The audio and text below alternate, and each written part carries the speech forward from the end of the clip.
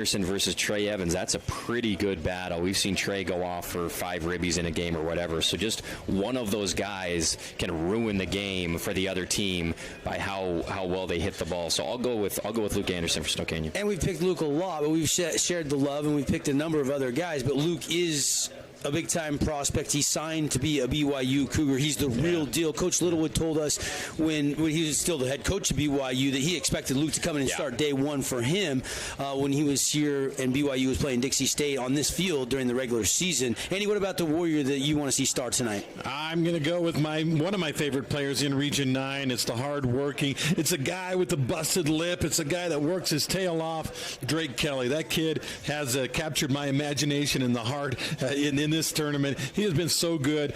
Coach's son. He lives and eats and drinks and breathes sports.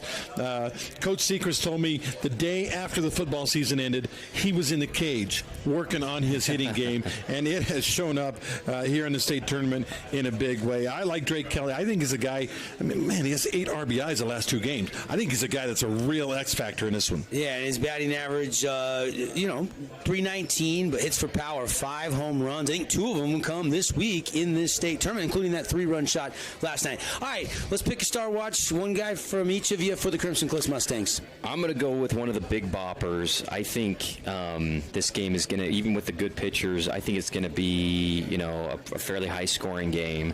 And I'm going to go with Breck Starley, the cleanup guy, catcher. He's got to have a good game defensively, but he's got to keep up the pace. He's hit for power in this tournament as well, and I think he's got to have a big night slugging the ball into the gaps tonight for the Mustangs. All right, Trey Evans is the obvious choice to me, but I'm gonna with the honorable mention for Trey because I think he will be a factor in this game. But I'm imagining when I was a little kid, there was a guy that played for the Houston Astros named Jose Cruz, and every time they introduced him at the Astrodome, it was Jose Cruz, and I'm thinking Petey Soto. I think Petey is my guy today, the shortstop for the Crimson Cliffs Mustang. 14 stolen bases on the year, solid defensively. I think Petey's going to be a huge factor leading off for these guys. Surprised a little bit. I mean, there's so many stars on each team. It's hard to pick just one, but surprised a little bit that we don't go with a pitcher in the game of this magnitude where Anderson's numbers have kind of gone the wrong direction lately, and Ross is coming off an injury. Obviously, they're going to have an integral part of their team winning or losing this game.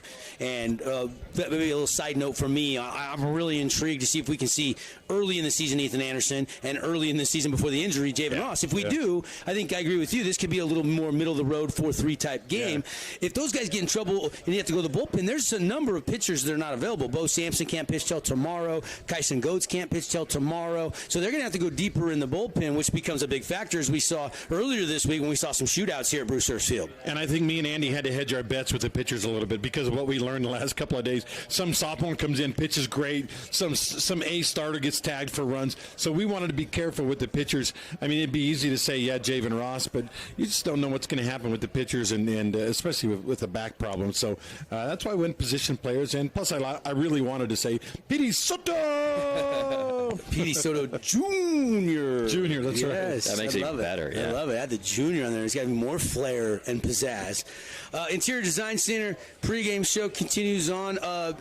Anything else getting ready for this game, Andy, that you're really intrigued by or you think will be something to watch for? Obviously, the storyline of Isaac Line maybe pitching at some point during this series, we started talking about that a little bit earlier, is very intriguing to me. Yeah, I think we talked a little bit about the 2 managers for these teams, the history with Coach Abbott starting in Coach Sechrist's staff as a young coach, and kind of the X's and O's and chess match between those two. Also, we've set the over-under at 12.5 seconds for the length of time it will take Coach Abbott to get from the dugout to the mound in his first pitcher's visit. It's quick, so I'm looking forward to see. But he doesn't have to go out there at some point during the game. Devin chose the over, so we'll be paying close attention to that. I'm actually excited to hear Andy Thompson say tertiary again at some point during this broadcast because that's like a $12 word. Yeah, I knew it was an ARY word, and I don't think I chose the right one, but let's ancillary. Ancillary, that's what it was. AG's a writer, so I should just pause and let him fill in the blank. Andy and I were reading Louis L'Amour books and whatnot, and Andy was reading the Webster Dictionary when he was a young pup. This has been the Interior Design Center pregame show. We're going to take a little bit of an extended time timeout. We're going to have our national anthem. When we come back, we'll get the Sky Mountain starting lineups. We'll run down the batting order for you, set the defense for you, and then we're going to play for a championship baseball between the Mustangs and the Warriors. We'll be back to Bruce Hurst Field. First pitch coming here on ESPN Radio. Stay with us.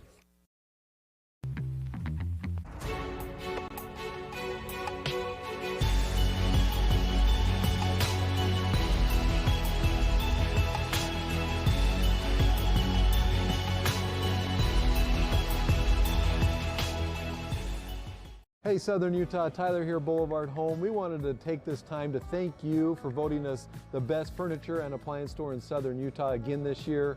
We couldn't do it without you. We appreciate all the support from you as well as the community for the 47 years we've been in business. So thank you from the bottom of our hearts here at Boulevard Home. We love you and we love Southern Utah.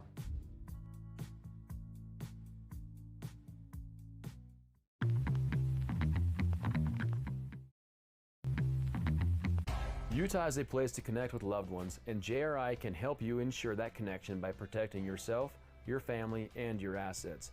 JRI Insurance is a team of insurance specialists dedicated to providing the best possible products, pricing, and services available, including great rates for families with teens. With locations in Payson, Saratoga Springs, West Valley, and Cedar City. JRI is proud to represent Utah's insurance company, Bear River Mutual. Visit us at jriteam.com. Need an appliance or two? AWP's got you. Check out the remodeled expansive showroom, highlighting the Cafe series with colors like matte black, matte white, and modern glass. Make your kitchen stand out. Come see the local boys at AWP across the freeway from the Bloomington Walmart.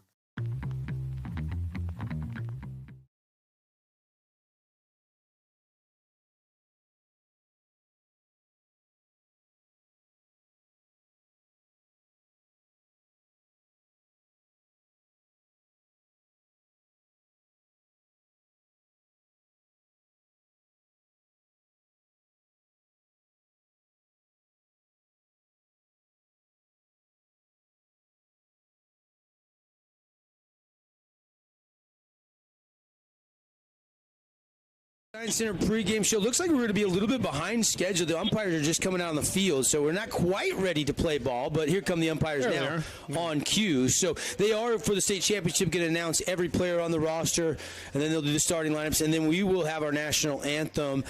So we will have a few more minutes here to kind of break this thing down a little bit. And Andy, of course, do you draw anything from the regular season meetings between these two teams where Crimson beat Snow Canyon twice? Yeah, you know what? And they were fairly convincing wins, but I don't think that's the same Snow Canyon team that we're seeing right now, do you? I mean, they're playing with such spirit and such momentum, notwithstanding what happened on Monday against Bear River. Since then, they've been phenomenal. Don't underestimate Crimson. They're a very good baseball team, but I think there's a different Snow Canyon team. What do you think, Thompson? 100%. Yeah, the beast has been awoken.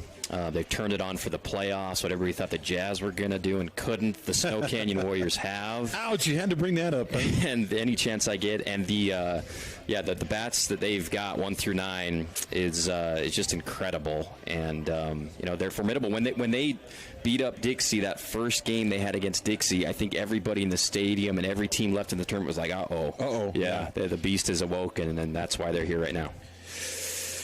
We now have the meeting at home plate between, I think, 18-year head coach of the Snow Canyon Warriors. Something like that. Pretty close to 20, yep. Coach Reed Seacrest. And then, obviously, he's been a head coach at Clearfield High School, was an assistant with Coach Seacrest at Snow Canyon, but he started as the head baseball coach at Crimson when the school started just a couple of years ago. He is not the youngest skipper by record, though, because Coach Pearson is back out at Hurricane. Kevin Cave's only been at Desert Hills for 2 seasons now. But Coach Abbott does bring a plethora of knowledge and experience, even though he's a relatively young coach of the Mustangs. They're both exchanging lineup cards and having some instructions there at home plate. So we are going to get closer to the starting lineups. Let's go ahead and introduce them here for you. We can do that, and then we'll step aside for the anthem, and then we'll get final thoughts from the guys before we play ball. Crimson is the home team. They are the 2 seed. Warriors, of course, are the 4 seed. So Mustangs are the home team. Is that big for you, having that last at-bat if needed in this game? I mean, baseball is the one thing where maybe you don't have the loud crowds like football, or you don't have the loud crowds like basketball in the arenas in the NBA and the NFL, but you get last at bat, which is sometimes huge. Maybe. Snow Canyon, though, the visitor last 2 times against Dixie, it didn't matter very much. And you know what? The other thing to remember, Devin, this is a 3-game series. So you might, maybe you're not home team tonight. Maybe you are home team tomorrow. And then a coin toss perhaps tomorrow if there's a 3rd game. So I don't think it's as big a factor as you might think. Just so people realize this, Crimson won 7-1 and then 8-4. Both Sampson and Javen Ross won on the mound. But Isaac Line did not play in either of those games. And Luke Anderson was only the DH. Now he's at first. Lyons is short. And so that is a little bit of a difference maker there. All right, here is your Crimson Cliffs starting lineup. Petey Soto will lead off and play short. Jager Baldwin, who has been so fun to watch this year, will bat second and play out in right field. And then you've got Trey Evans batting 3 and playing left. And this kid is a sophomore that can slug it, folks. Hitting .455. Breck Starley to clean up, catcher. Then Ty Maynard at second, bats 5th. Jays Estridge at first. He will play first and bat 6th. Kenny Kutch is the DH 7 spot. Tate Maynard will play 3rd, bat 8th. And then Logan West roaming center field and batting 9th. And him, Petey Soto, Baldwin. I mean, you really got a lot of table setters there, 9, 1, and 2 in the order, and a lot of speed between those 3 guys on the base pass as well. Sky Mountain starting lineup, and you can tee up your next round of golf by calling for tee times out in Hurricane. 435-635-7888. See if they got some tee times this weekend available. It's Logan Mendenhall leading off, playing in center field. The senior has been slugging it all year long, and good speed as well at the top of the order like you would expect. Then you've got Cruz Sechrist batting second, playing second. Luke Anderson, the BYU commit, playing first, leads this team in hitting .584 batting average on the season. Isaac Line at short, batting 4th. Isaac's got his average up north of 400 since he came back with this hot state tournament. He's been amazing. RBI man, too. He's got 15 of those, and I think he's around 430 last time I checked. Jake Johnson, who was incredible on the bump yesterday, will play 3rd and bat 5th. Sam Lindsay batting 6th in right field. Ryder Harrison, the sophomore, will DH. Hayden Smith, another sophomore, behind the plate and batting 8th. And then Drake Kelly. Andy, I know you guys have loved his tournament and what he's done for this team all season long. He'll bat 9th and play in left. Again, the pitcher, Ethan Anderson for the Warriors, and the Mustangs will counter with Javen Ross. Those are your Sky Mountain starting lineups for each of these respective teams. Any other X factors? Anybody you think maybe they could deliver our Appliance Wholesalers Plus Playmaker Play of the Game tonight, AG? Something to keep in mind. We've been talking about the Snow Canyon offense. Remember this, Crimson Cliffs, the last 3 games, they scored 15 on Green Canyon. They scored 16 on Pineview. They scored 17 on Pineview. Guys, that is, 48 runs in 3 games. Yeah, Snow Canyon, if you take out yesterday and just look at their 3 games, they scored 46. So both these teams are scoring runs right now.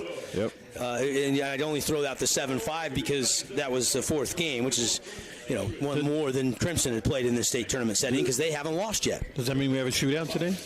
We'll see. Andy, do we have a shootout today?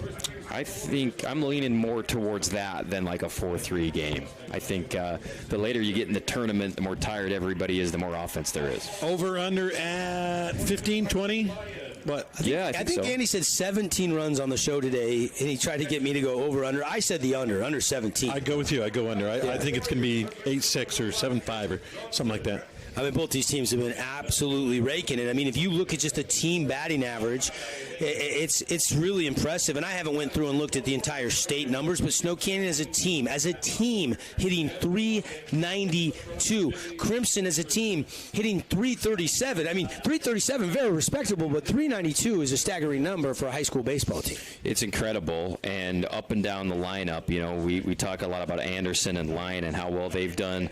Sam Lindsay's caught fire. You've got Ryder Harrison, who as a freshman was contributing last year in the state playoffs as your DH, and then Hayden Smith and Drake Kelly have been red hot at the bottom of it. So you just don't get a break, basically, when you're pitching at this team. By the way, we've had winds blowing 15 to 20 miles per hour all day today. Look at that American flag. Look where it's blowing, guys. Straight out. Yeah, which is a little bit of a change, blowing more from the west. It's been blowing a little bit more from the southwest, which makes it fly away quickly in left field. But still, definitely could be a factor. You guys, since we're talking over-unders, over or under 3.5 home runs hit in this game, AG? Over. Ooh. Gonna be 4. I'm gonna go over 2 just because that's what my heart wants. I want the long ball. Chicks dig the long ball. That's Mark McGuire, right? All right, appreciate all of our pregame sponsors. That's going to do it for our Interior Design Center pregame show. Keys brought to you by Camping World. Starting lineups brought to you by Sky Mountain. And our Star Watch brought to you by Intermountain Sports Performance. We are going to take a timeout, our national anthem. We come back, let's play some baseball in the 4A State Championship Best of 3 series. This is Game 1. Game 2 will be tomorrow at noon. And we'll get you ready for the action and call it for you right here on Utah Sports TV, KSLSports.com, and, of course, 97.7 ESPN, your Region 10 radio network.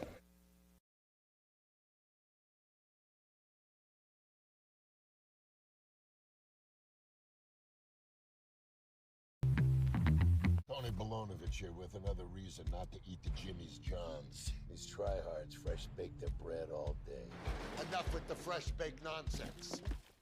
Stevie. You're dead to me! Jimmy John's, the sandwich of sandwiches. Camping World St. George is your #1 dealer in southern Utah. Get your adventure started in the retail store with all your camping accessories. Find the largest selection of travel trailers and fifth wheels and motor coaches. Why in the world would you go anywhere else than Camping World St. George? This is Parker. This is Jason with Team D Auto Sales. Supporting local sports for over 20 years. That's 2 decades. Come to Team D Auto Sales at 488 East St. George Boulevard. Or TeamDAutoSales.com. Yeah! Team D, Team D.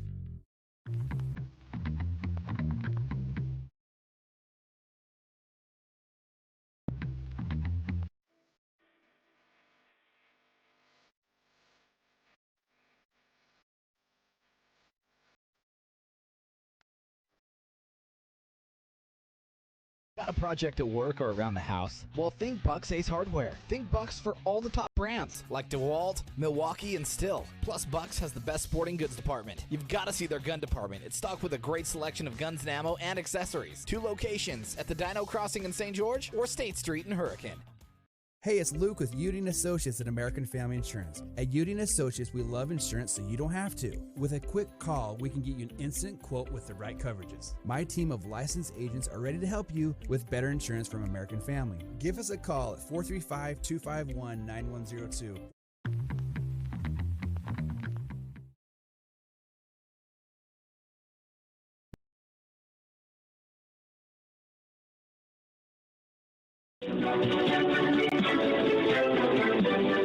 Let's play some baseball. Scheduled 7-inning game, but wouldn't shock anybody here tonight to see this game go extras between 2 good coach, talented teams in the 4A State 4A classification. And guys, we are near capacity. So I would suggest if you're planning on coming tomorrow, you might get your tickets in advance at uhsaa.org because this is packed tonight. I mean, there's only a couple empty seats down the first base line and a couple empty ones like the first 4 rows down the third base line, guys. Great crowd here tonight for this game 1. You can't tell me this isn't a baseball town. I'm telling you what, great crowd. It's like the Savannah Bananas are in town or something. I mean, everybody's here to watch this thing, and I think for good reason. I know it's a best of 3, but this is the big one, right? You go up 1-0 here, your chances of being state champions are increased tenfold. Yeah, no question about it. Javen Ross, what do you see? He's out there warming up right now. His Crimson's a home team, and I just watched the last 2 pitches from Javen, and not grimacing. Looks pretty fluid right now, and hopefully that's a good sign for Coach Abbott and the Mustangs. Yeah, absolutely. And, one thing that I don't think we've touched on in this pregame is I love that it's a fresh 2 out of 3 and that it's not the team coming in who's got a opportunity to win it in night 1. And although it feels if like you a asked huge Coach Abbott uphill about battle. that, he would have probably preferred it that way sure, this year because they haven't lost. Of course he would, and he's got an argument because they have gotten through this tournament unscathed, which is really impressive. But as an announcer or a fan, I love that it's a fresh set. Well, and Snow Canyon and Dixie in the other bracket, you say, well, they came through it unscathed. That's because they didn't match up with Crimson or Snow Canyon, maybe. So, but I know in talking to Coach Sechrist, he's like, hey, I love the new format. Don't change Sure. because I get a fresh slate when I get to Friday night. I love it. Loves the format. I agree with him. Again, the numbers on Javen Ross this year, 0.65 ERA. 51 Ks, guys. I mean, he is a strikeout master, and he's a left-handed pitcher. Ethan Anderson, ERA up above 7 now, and he is a right-hander. We'll see Anderson in a few minutes, but Javen Ross has finished up his warm-up throws. Mustangs are wearing the white and black stirrup socks with the white pants, the blue jerseys with the white numbers. Warriors wearing the all-white with the green numbers and the gold outline as Logan Mendenhall will step in, and we're going to play some baseball here. Looks like first pitch coming right at 7:15. It's okay to be a little bit behind. Only guy stressing about it is the guy that has to write a story for the newspaper tomorrow. And, deadlines aren't till, 10:30, 11? We got plenty of time, right, AG? We got to interview and write, too. So, but no, I'm not stressed. Ross rocks, fires, hot shot right back the middle. Mendenhall hitting 447 on the year, showing you why right there. A leadoff single. Sitting fastball, maybe not trying to pull it and hit it out, just trying to get solid aluminum on the ball. That's exactly what he did. About took Ross's head off, actually. Amazing. First time anybody's seen Ross pitch in a long time, and the first pitch he throws belted right back at his head. Nice aggressive approach there by Logan. So here is Cruz Sechrist, the youngest of 4 of Coach Sechrist's sons. Just a sophomore, one of these talented sophomores on this Warriors team. Ross looks at the runner, comes to the plate, inside ball 1, Starley, good block. And you would see probably every other team in the region except Snow Canyon scoring the bunt here, trying to move that guy over to second base. Warriors, though, they're not interested in that. No question. They're a team that we just mentioned, their batting average almost 400 as a team. They don't bunt much. Ross, the 1-0 pitch, trying to paint that inside corner, just inside 2-0. And, one of the reasons we talk about how great this offense is, guys like Sechrist, but also Anderson and Lyon, is because they walk a lot. They look at a lot of pitches. They don't swing at bad ones, and they're going to try to make Ross work here a little bit in the first inning. Here's the 2-0 pitch from Javen Ross. No, he's going to step off, throw to Estridge at first, and Mendenhall is back in time. I don't see any effects on the face or anything of Ross right now of the back injury. And in fact, I think the delivery of pitching probably won't affect his back so much. It's if he has to make it a play in the field, maybe twist around to field a ground ball or go diving in to cover first base or something, that's when it's going to become a factor. And called strike. There's a called strike, so Ross has delivered, and it's now 2-1 the count. Great crowd here tonight. Weather a little cooler today than it's been all week long at the ballpark. Low 80s the temperature and just a slight breeze, which probably feels pretty good for the fans in the stands. 2-1 pitch.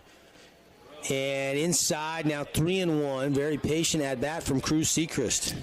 And a heck of a job behind the dish by Starley. That one looked like it might have been able to get past him and get back to the backstop and move the runner up, but he was able to somehow glove that thing. See how aggressive Sechrist is here on a 3-1 count. He's been excellent hitting line drives this tournament, especially the other way.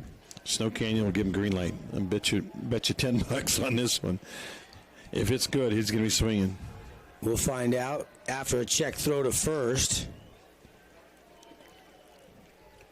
And Ross gets it back and will walk around and set his feet on the rubber. He prefers the right side of the rubber. We saw a pitcher, I can't remember which pitcher it was the other day, was almost off the rubber on the left side of the rubber, but Ross prefers the right side. 3-1 pitch coming here, and it's going to get away from Breck Starley. And I don't think it matters. I think it's ball 4, and Mendenhall will move up 90 feet out to the second base, and a base on balls for Sechrist. And Snow Canyon's got a little something brewing here in the top of the first inning. And that is a live ball, so the runner could have, if he could have hurried to second, maybe tried for third.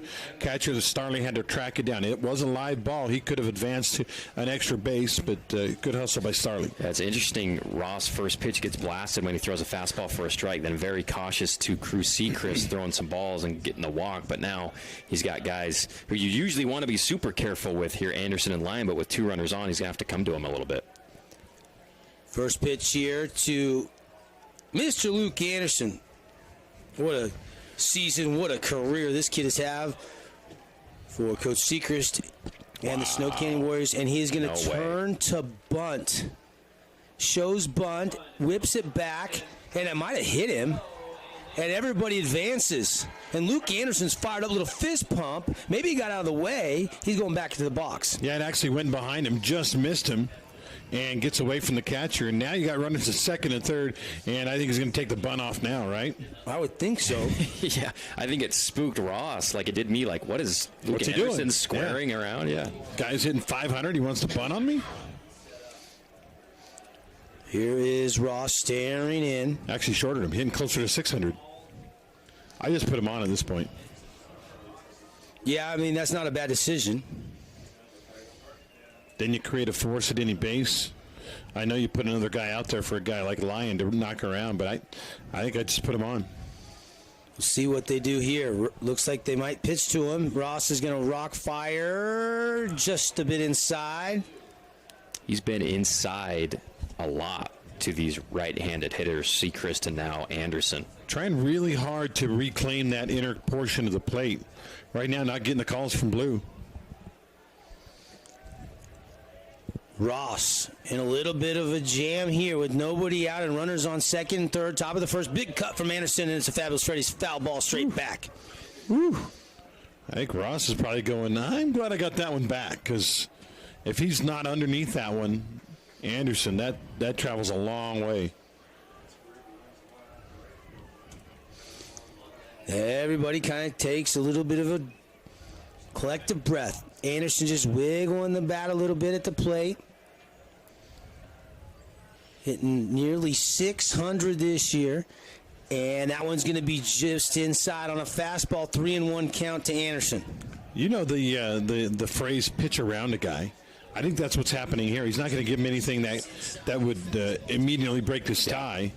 So, yeah, he's pitching to him, but I don't think he's going to throw him a strike. It would put the double play in order, which I'm sure at this point you would say, okay, we would trade a double play for a run. Yeah. Surrendered. Ross breaking ball called strike, 3-2. Anderson was taking. Wow, similar spot to those other pitches, and Anderson a little bit surprised. Yeah, I mean, we're a long way from the home plate, Andy, but that looked like the same pitch as 2 pitches ago. That was a ball, and this time it's a strike. Javen Ross, 3-2 pitch, got him. Full of Warriors now. Luke Anderson hit by the pitch. Trying very hard to get that inside part of the plate, Andy. Yeah. It's like, look, the Green Canyon did this. They crowded the plate, maybe a little more than Snow Canyon is, but they crowded the plate, trying to kind of not let the pitcher have the inner portion of the plate. And that time we've loaded up the bases, and now Coach Abbott. What's the over/under, Andy? 9, 10, 11. 12. Pay the over. Devin, you were right. Yeah, it's almost exactly 15 seconds. Yeah. You nailed it. I visualized his walk from yesterday and counted it out during the show earlier today when we were talking about it. Started counting as soon as and I would probably take the over on Brandon Lyon's walk out to the mound, too. I need to raise that number. So, meeting on the mound. I think Coach Abbott just checking on Javen. Sorry, go ahead. Well, I was just going to say, we mentioned, if you're just tuning in, he's been fighting a strained muscle in his back, and he hasn't pitched in 3 weeks. Well, I was going to say, for as many beanballs as we've seen, and we're creeping up on 40, that was a breaking pitch that hit him on the elbow, which was hanging out over the plate with no attempt to get out of the way. Here at Brucehurst, we haven't seen them say, hey, you didn't even move. That was a breaking pitch. You didn't even attempt to move or a fastball. We saw it last week in the Super Regional. We saw it twice in the Super Regional, which is kind of, surprising that we haven't seen that. Hey, stay in the batter box. You got to at least attempt to move out of the way. Yeah, I mean, I'm kind of torn on that one, Andy. I feel like you that there was no attempt to move. Maybe it was coming in too quick for him to move, but there is that fine line though where you got to stay in the box. He does. On a great breaking pitch, you jump out of the way and then it breaks out over the plate for a strike. So I understand both ways there, but we haven't seen that once. The table's set here a little bit for Isaac Lyon, the cleanup hitter, and first pitch missing for ball 1. The numbers on young Lyon: 433 batting average, 5 home runs, 6 doubles, and a triple. Wow. Missed 14 games, though, due to the broken rib, the cracked rib. And here is the 1-0 pitch. Lyon pops it up into right field. Jager ball will run over towards the line. Has room, fair territory. And it'll be a sac fly as the run will easily score. Mendenhall touches the plate, and the Warriors have the early 1-0 lead. A nice Red Rock Real Estate run on the board for Coach Sechrist and the Warriors. Yeah, let's go moral victory, huh, Andy? I mean, with Lyon at the plate, you're thinking, single, double, triple homer. This guy, he's done them all. Grand slam, maybe. To get him to fly out on a sac fly, that's a moral victory for Ross. A huge moral victory. You got runners on the corners now. Anderson had to stay at first because it was a pop out to right, and now you've got a double play opportunity. If they can get out of this inning, just giving up one run where it was bases loaded, no outs, that is a huge win for Ross. Agreed. So here is Jake Johnson, who has had an incredible state tournament, and I would tell you guys he's probably one of the most underrated players in all of Region 10 baseball this season for what he has done in his senior season. Jake Johnson, fourth on this team, hitting .422. Not to mention the pitching performance he had yesterday. 8 doubles, 2 triples, and a home run. I would almost say he's a victim of having a pretty generic name. If his name was Rocco, Jones Smith or something, everybody would be talking about him. But Jake Johnson, not so much. They're going to swipe second, and the throw's going to come down from Starley, but the throw was offline, and everybody's safe. Luke Anderson is down to second. Now 2 ducks on the pond with 1 out, and already the Warriors have the early 1-0 lead with Johnson at the plate and a 1-0 count. I like going there. I like Brex throwing it down there even with a runner on third. That's a big league play. You trust your catcher. We've seen a lot of surrendering second base in first and third situations. And even though the throw was far on the right, the first base side, actually they made it a pretty close play with the swipe tag as he was going by. That was close. 1-0 pitch from Ross. Strike belt high, top of the K zone. 1-1 the count. I remember asking Jake about that loss to Bear River, and I said, "That make you mad losing to those guys?" He said, not really. What it did was it made us understand that we got to get the bats going, and we're not going to be around very long. And get the bats going, they did for sure. That was back on Monday. They haven't lost since. And now Jake Johnson gets plunked by Javen Ross. W40. And the bases are loaded once again. Already 2 hit batters. And a walk now here in the top of the first. Some emotion down in the Snow Canyon dugout in the on-deck circle. It's a hit batsman. Yeah, it hurts, but at the same time, you just got another base runner for free and an opportunity now for the bottom part of the order to really do some damage. Slammin' Sam. Been red hot. 6 homers this year. Doesn't get easier, this lineup. Ross, the windup and the pitch. Just missing. And Ross has yet to get ahead in the count, has he, guys? Been behind in the count. Yeah. All 6 batters he has now faced. Here's the 1-0 pitch. Bases loaded. And caught the inside corner, strike 1 to Sam Lindsay. And that's where he's been a lot. That inside corner, obviously 2 hit by pitches for Snow Canyon this inning. But if he can just get a little bit more control and hit that inside spot more consistently, that'll make all the difference for the Mustangs. 31 ribeyes this year for Lindsay. He's no stranger to coming up clutch in a big situation. 1-1 pitch from Ross. Framed up nicely by Starley, but I think just a little bit high. Ball 2. Play-by-play tonight brought to you by Luke Udy, Udy & Associates, American Family Insurance. All your protection under one roof. They got your auto, home, life insurance. Get a free quote. See how much Luke can save you today. Of course, strikeouts all season long brought to you by Team D Auto Sales. And no strikeouts yet for Ross. He could really use one here. Swing and a miss, strike 2, count evens at 2-2. First time the one time Ross did pitch against Snow Canyon this year, he had 8 Ks. Also only gave up 4 hits in that game. He's only given up 1 in this game. The problem has been a little bit of wildness. And maybe that's from not having pitched in 3 weeks. Sure. A little rusty. Ross, 2-2 delivery. Fought off down the line, and it's going to twist foul. And 1 hop over the wall. and everybody will reset. Count will stay at 2-2. And when he's come with that low fastball that hits his spot right there, Lindsey's behind it. He got Isaac Lyon to hit a routine fly out. That was a sac fly, but if he just spots that fastball, he can throw pop outs and ground outs against this really good Warriors offense. Sam Lindsey at the plate. Sam, 383 batting average coming into the state championship game tonight. Best of 3 series. 1-0 Warriors, and they've got them loaded up here in the top of the first inning. Here's the 2-2 delivery and a check swing. Chopper, Fabulous Freddy's foul ball. Ooh, just protecting. That was close enough to his strike. He just kind of got halfway through his swing and lucky to get a piece of that one. But, man, really, Ross playing with fire right now. Lindsey's such a good extra base guy. I think he's got 15 on the year with eight doubles and 6 homers. And, well, he puts one in the gap here. We've got a 4-0 game.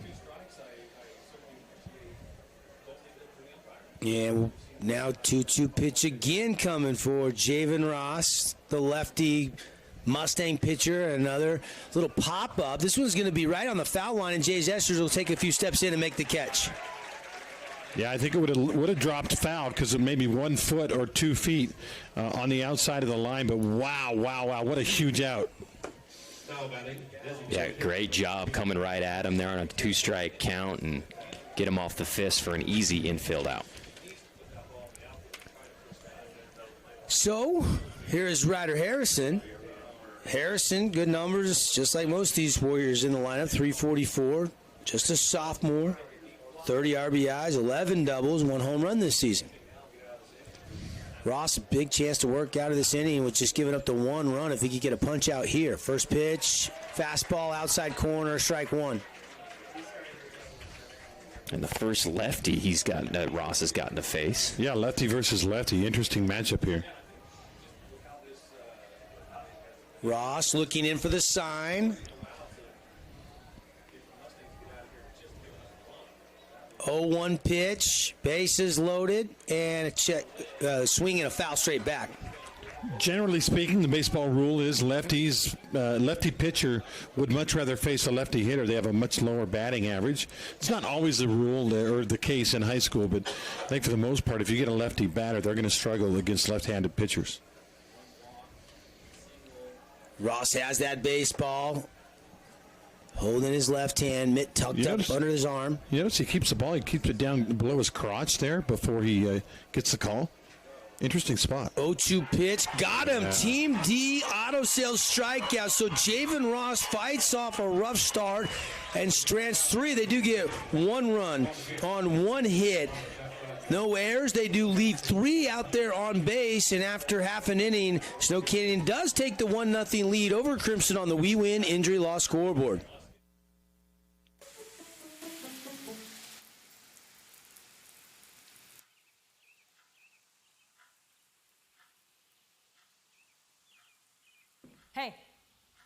Hey!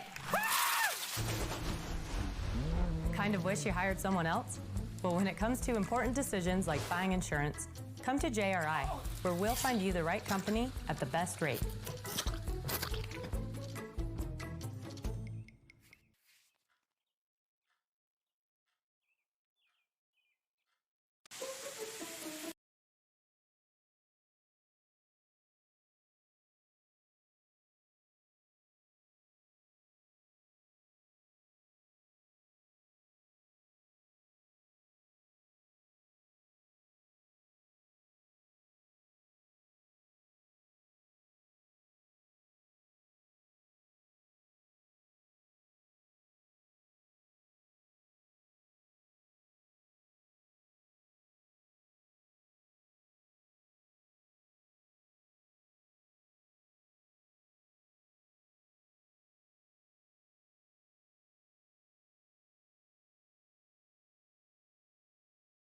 And all of a sudden, he gets a couple pop-ups and then a strikeout, and you feel pretty good if you're the Mustangs only trailing 1-0 after that top of the first. Oh, my goodness, yeah. What a finish. You got the bases loaded with nobody out, and And Isaac Lyon at the plate, and this offense, which has been the Goliath of the tournament. I mean, one run is an amazing buckle down, mental toughness. Ross getting out of that is it bodes well for the rest of the game. You know, AG, we're talking about, he hasn't pitched in a while.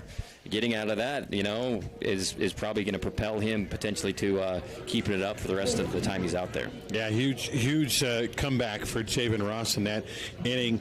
And again, I know you guys like the over-under stuff. If I'd have said bases loaded, nobody out, Lyon at the plate, how many runs does Snow Canyon come away with? Nobody would have said only one. Right. Phenomenal not finish. Not just Lyon, but then everybody else had a chance too. Oh, yeah. I mean, you know, Jake Johnson got hit by a pitch after the sac fly, and they were loaded again, and then Lindsey and Harrison had a chance. We saw Lindsey and Harrison have key hits all tournament long, so that's pretty disappointing for the Snow Canyon just to get one, but at the end of the day, you'll take the 1-0 lead and strike first. Yeah, good news, bad news, I guess, right, for Snow Canyon. Hey, we only got one, but hey, we got one. Now, Ethan Anderson is like messing with his jersey here, guys. He had a green sleeve on his non-throwing hand. Did they make him take it off? They actually made him take it off. Or is he just taking it off? No, the umpire went up and told him he had to take it off. And I'm not sure why. I'm not sure what the ruling would be. Interesting. Yeah, umpire had a little talk with him and made him take that off. Well, did anybody run anything to the dugout? Or yeah. Okay. Umpire actually took it from him, walked it over to an assistant coach. Okay. So Anderson has to have a little wardrobe adjustment here. Well, Janet Jackson wardrobe malfunction. No, nothing like that. First batter is Petey Soto, slow roller to short. Bare hand attempt by Lyon, and he can't get it with the bare hand, and Petey Soto is safe down there at first base. He is so fast. That would have had to be a perfect play for Lyon. I mean, you saw him. He tried to barehand it. If he gloves that one, even as quick as he is on the exchange, I don't think he hits him. Yeah. Infield hit, guys? What do you think? Yeah, I think so. Would have been a spectacular play. I don't think you can assume that out. Yep.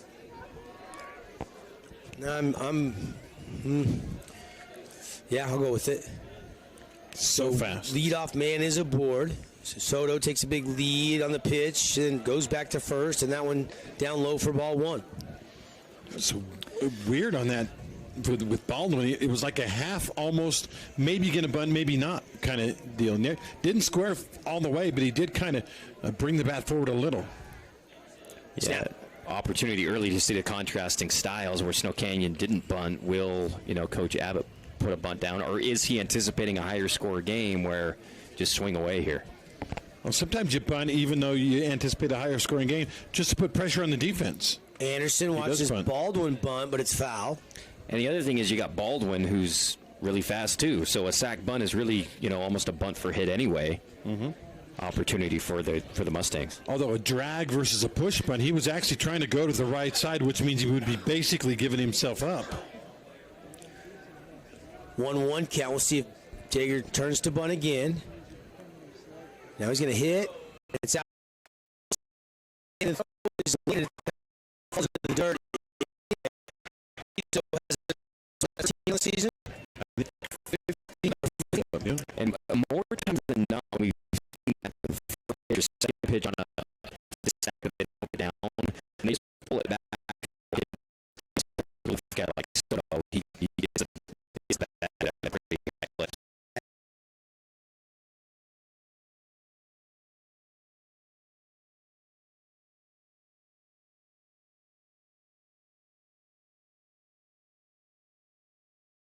Good speed from this Mustang team. Both teams have good speed. And that pitch outside now, all of a sudden, Ethan Anderson behind in the count to Jaeger Baldwin. 3 balls, 1 strike.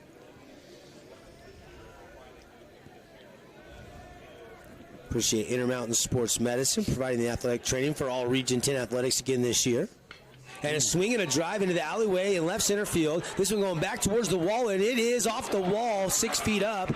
Jaeger Baldwin is going to turn and dig for third. Soto comes around third and is going to score. We're tied 1-1 on an RBI triple by Jaeger Baldwin.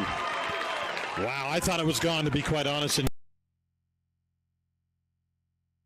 gone one, but looked kind of a crosswind blowing to center or right center. Kept that thing in the park. Off the fence, though, I think probably go, double and then an error because they had a hard time handling it off the fence. That was it. That ball exploded. I thought it was gone, too, off the bat, and hit the name Lion on the top of the wall there. What a rip by Baldwin. A little bit of irony there. We hit the name Lion on that.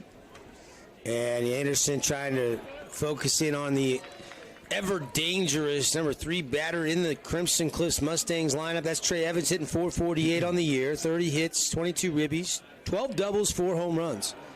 Had a grand slam earlier in this tournament back on Tuesday.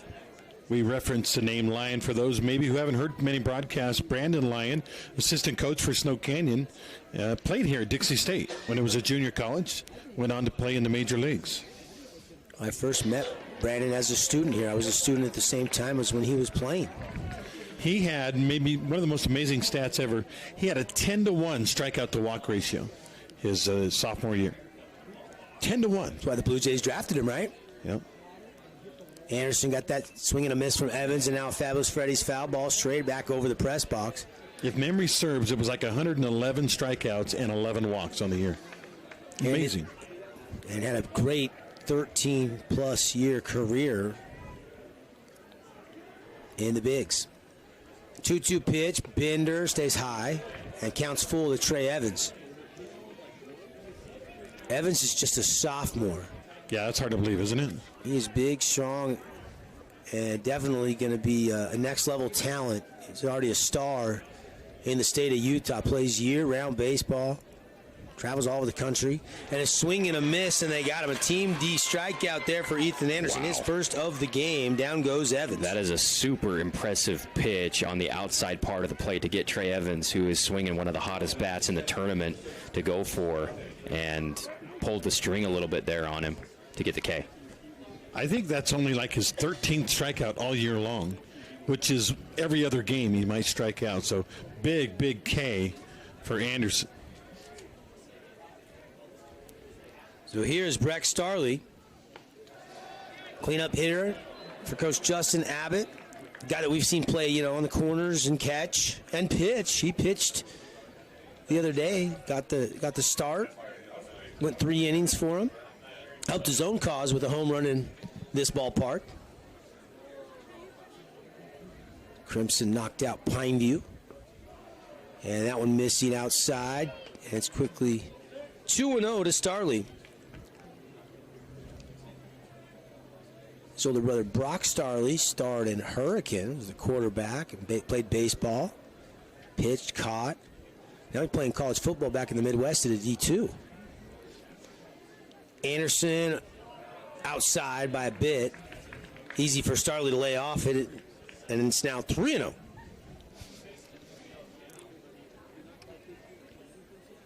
Dangerous hitter, a lot of power.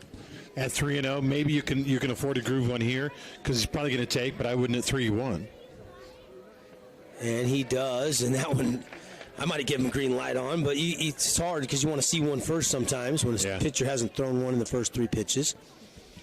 Now he'll have the green light, I think. If he likes it, he's allowed to swing at it. Lyon really shading Starley to pull here. Breaking ball, paints the corner, and the count goes full. That one started toward the body and just kept turning and turning and turning. Landed on the outside edge of the plate for a strike. Anderson looks in. High leg kick and lost him outside and away. Ball 4. Nets on fire.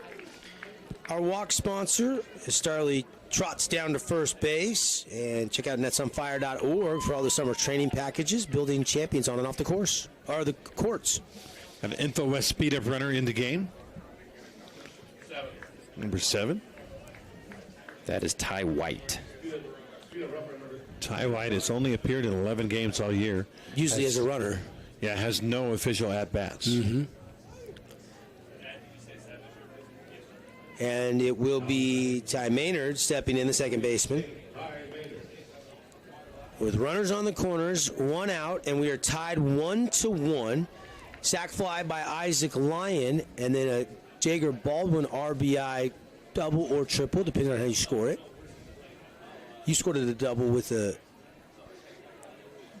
It's an error on the handling off the wall. They didn't put an error on the scoreboard here, so they're going to still... Ty White's going to steal second. No throw from Smith, the Warriors catcher. And in a similar situation, we saw the Mustangs throw it down there on a 1st and 3rd, not this time with White, the speedster. By the way, Curtis Langston, who's scoring for Snow Canyon on Game Changer, ruled that a triple, not a double, and an error. So we'll go with it. Okay.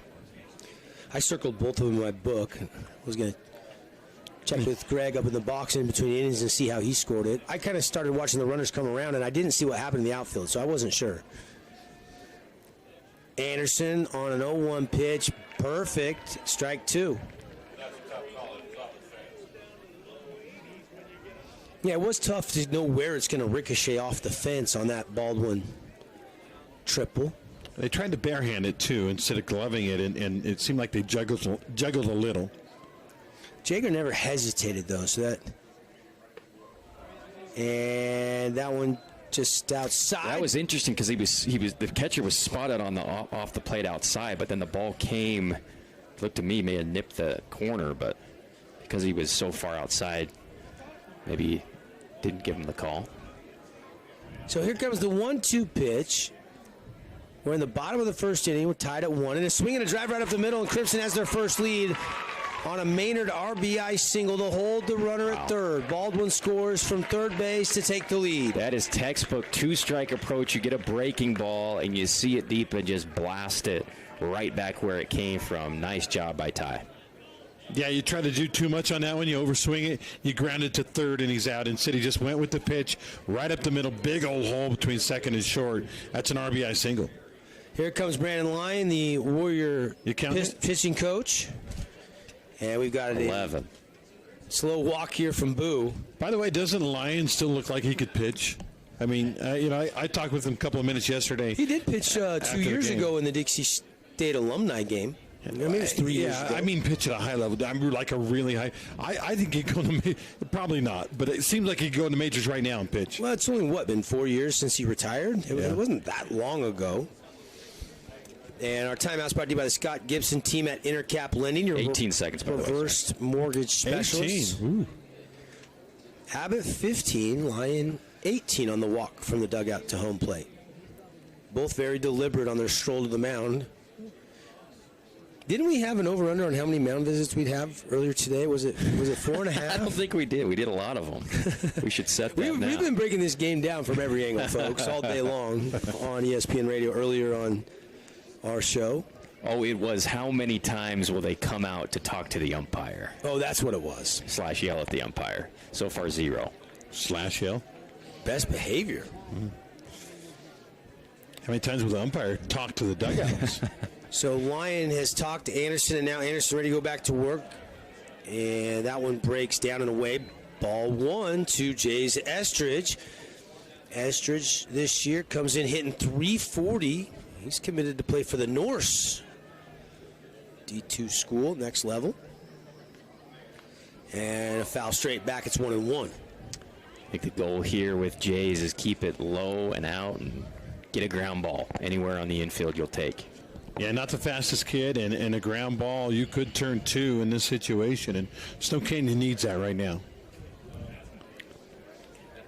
1-1, the count, with 1 out. 2 runs have scored here in the bottom of the 1st inning. Still runners on the corners. Runner from first is going. Estridge pulls it foul, and Maynard will have to jog back to first base. Man, did he have to stay back on that one. It was a big old slow curve. He started to swing like a fastball swing, and then fortunately for him, he kept his hands back and just got a piece of it. And one of the trade-offs strategically for crowding the plate is a lot of the times on that inside pitch that hangs, you still can't get the barrel on it because you're so inside. James is off a bit. Nice and hit. there's a swing and a drive to the right side. RBI single by Estridge, and it's 3-1. Mustangs lead the Warriors here in the bottom of the 1st inning. Man, how good has Jay's been the last several games? I mean, I remember during the regular season, sometimes he wasn't in the lineup. They, put him out, but he is coming up huge in the state tournament. Well, and we talked about that with Coach Abbott. He said, maybe the hardest thing I've had to do this year is get everybody playing time. He's like, I've got a deep team, and so we've seen Estridge not start as they've tried to get some other guys some action. And, that could come in handy when you need a pinch hitter in a big spot, just trying to get some other guys some at-bats. But Estridge definitely deserving to be in the starting lineup. Good piece of hitting going through the right side there. And they moved, what is he, 6th in the batting lineup? They moved him up from 9th even when he was in the lineup. He was hitting way back there. Slow roller back to Anderson, gloves it, throws it over to first to Anderson for out number 2. Runners will advance to second and third. That was a bunt. What do you think? Yeah, to make it 2 outs. Cut's been hitting so well. I'm really surprised to see him square. I am too. And, with Tate Maynard coming up and almost bunted it, it was right on the edge of where Anderson may have been able to attack it in the air and get it an out on the bunt. It may have doubled off Estridge, but interesting. But that's Abbott's game. That's what he's done all year. A lot of bunts. Thompson would have dived and caught that in the air, right? Judd Thompson. Yeah, there you go. I don't know about Andy. He's got kids now. Ethan Anderson now has to go to work on Tate Maynard. And first pitch in for a called strike. Tate hitting 278. 10 RBIs, 1 double. And we think Ty is the older between the two twins by minutes. And a foul tip straight back. Didn't miss that by much, just underneath it.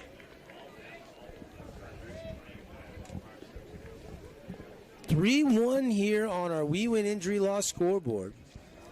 Early offense for both teams, but Ross was able to work out a bases loaded jam, give up just the 1 run. Anderson would love at this point just to get out of here with a 2-run deficit. Well, look where the catcher set up. His whole body was outside of the strike zone. That's the way of telling your pitcher, do not throw a strike here. Hit me in the mitt. Now he moves back over. Yeah, going back. Now I agree. I can't believe that they bunted there with Kutch. Yeah, with 1 out, 2 on. Swinging a foul tip into the dirt and then straight back. And you've got 4 hits. I mean, you're hitting him, right? Yeah, why would you give the other team out to him? Yeah. And I know Kutch probably thinking maybe I can bump my way on. Mm-hmm. I don't know if that was a call from the coach, but I'm with you, man. I wouldn't have done it. Yeah, Kutch was a 324 hitter.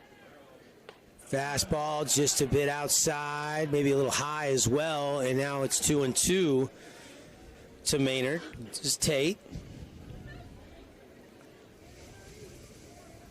On deck would be Logan West, the number 9 batter, standing in the circle, trying to go to the plate, and he's going to maybe get a chance. No, this one hangs up in the air, and Sam Lindsay's able to make out number 3. So they do get it going there with 3 runs on 4 hits, and they have the 3-1 lead.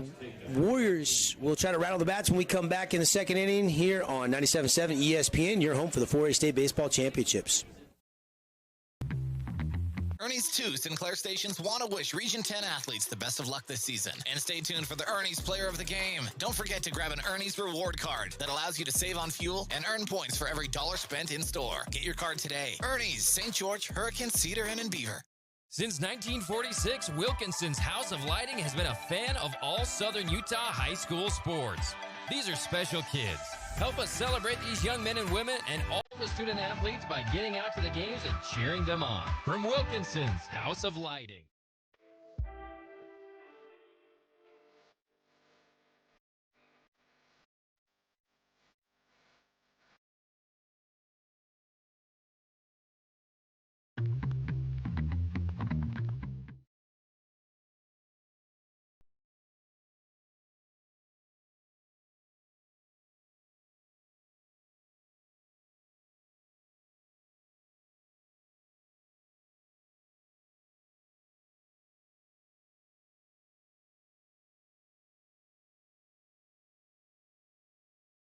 Law.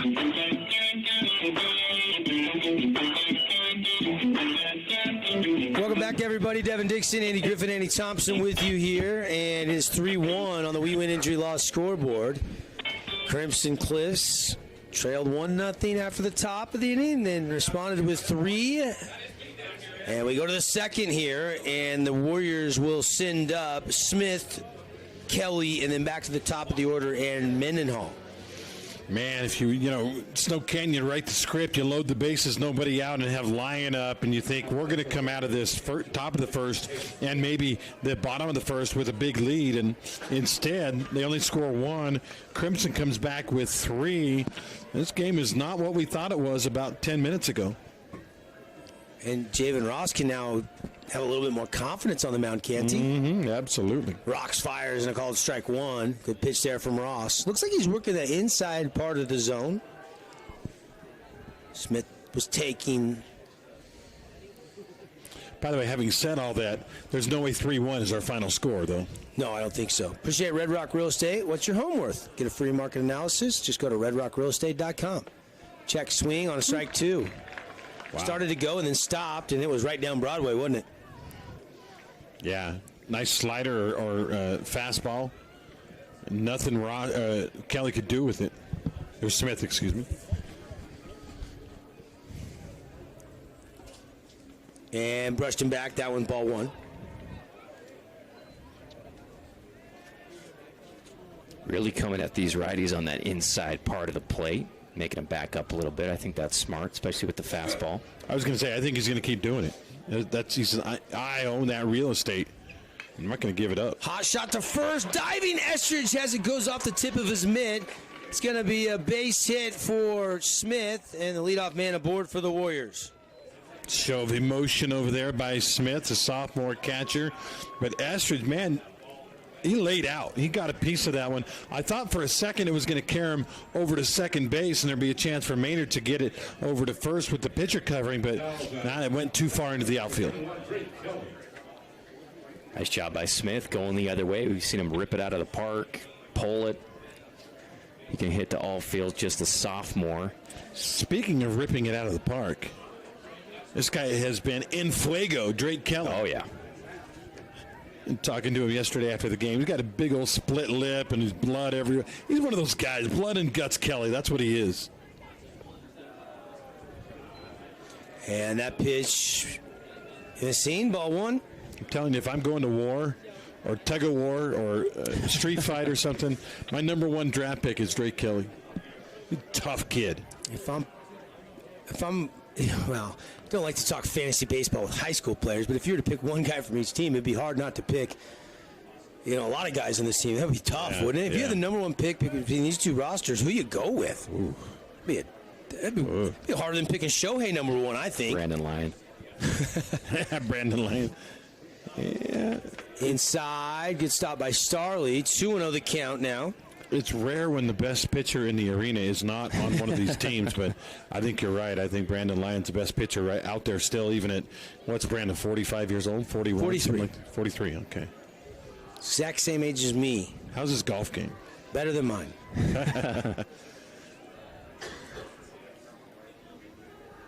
And now a 2-0 pitch here from Javen Ross. That's a changeup, I think, and it stays inside. Change speeds, even if it was a breaking ball. Either way, that was slow, and it was hard for Kelly to take, but look at the count now, 3-0. And I really don't believe you give him a green light on 3-0, no matter how good Kelly's been swinging it. We'll find out here. Wind up and the pitch. Doesn't matter. It was inside. Brushed him back, and he takes ball 4. Another Nets on fire walk. This one drawn by Drake Kelly. So 2 on with nobody out. Warriors will send the go-ahead run to the plate, and they're back to the order and Logan Mendenhall. And when Ross got out of that jam in the first, I was thinking, okay, he got the rust off. He's ready to go. But now starting off this inning, once again, kind of getting into a jam early here. Well, if there's one thing I would say about both these teams is their plate approach is so good. Yeah. So you throw strikes, you get bit. You got to kind of be effectively off the plate sometimes, but they're so disciplined at the plate, they get ahead, and then you don't want to make that mistake and throw that meatball, and then you give up some walks. By the way, Preston Fry's speed-up runner out there, second base, Info West speed-up runner. Speed up your residential internet. See why so many Southern Utah residents choose internet people at InfoWest. Always on, always reliable, always affordable. Give them a call. We've got them at our house, Devin and I. Yeah. This first pitch will be nowhere near the strike zone. That's my prediction.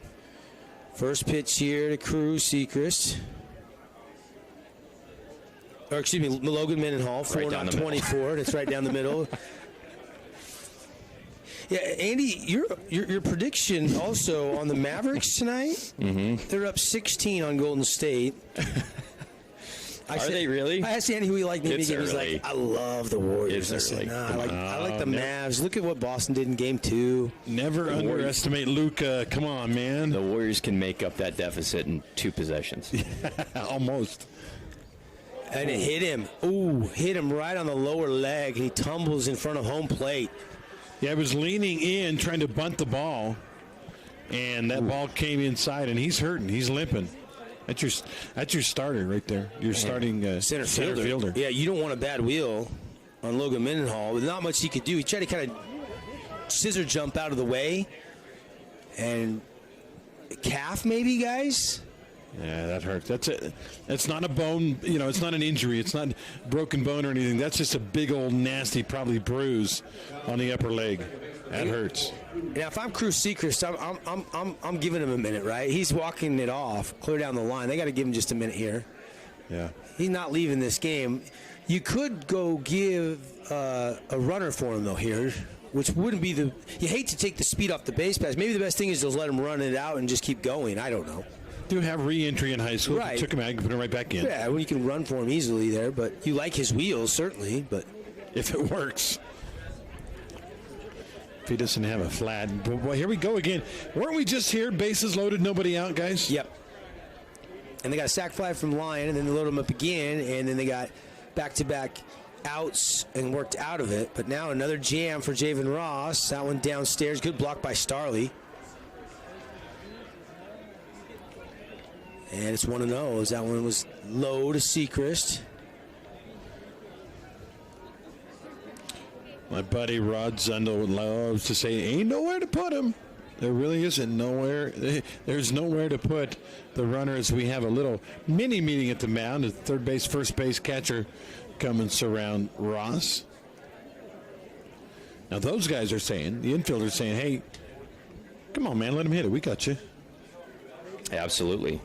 Yeah, get a sharp ground ball. We'll turn a triple play, go back into the bullpen. That's how confident these guys have been so good on the infield. And the challenge that Ross is having right now is just allowing those guys to do their work. I'm watching Mendenhall at first. He's still noticeably favoring that leg. He still hasn't shook that all the way out. He's probably going to have a deep bone bruise. Yeah, muscle bruise, yeah. Yeah, muscle bruise. I don't know. We don't know exactly where it hit him, on bone or on muscle. There's a good pitch from Ross for a called strike at the knees, and the count evens up 1-1 on Sechrist.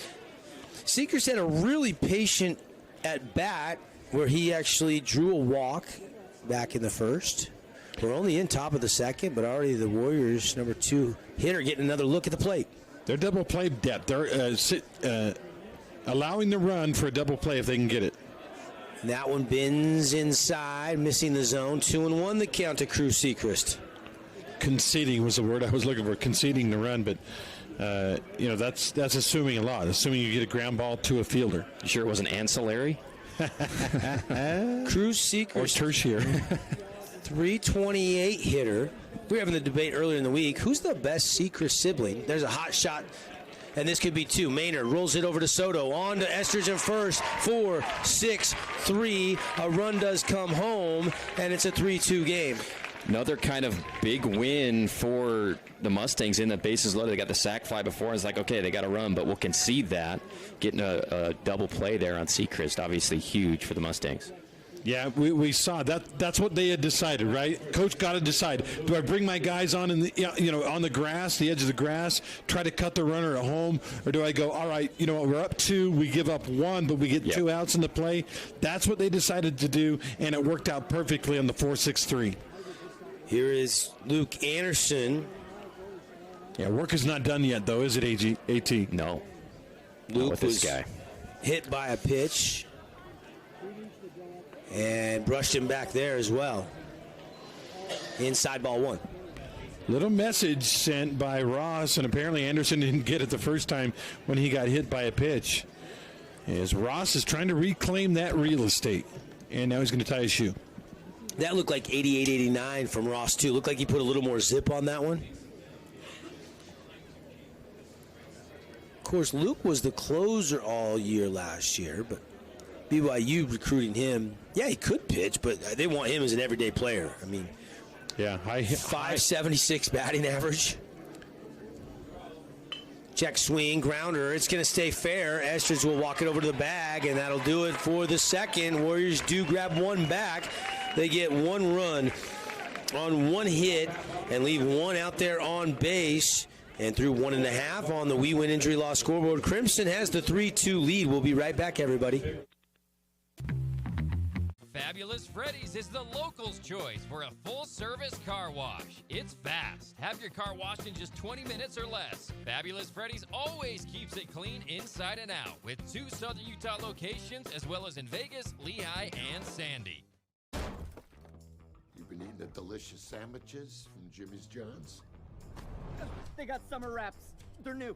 This one's chicken Caesar. Got croutons too, boss. Freaking Jimmy's John's! New summer wraps. Get them before they're gone. Sky Mountain Golf Course is in great shape this spring. Sharpen your game with the Springtime Radio Golf Special. 18 holes, cart, range balls, and lunch, all for just $69. As always, don't forget to bring your camera. That's only at Sky Mountain Golf Course. 435-635-7888.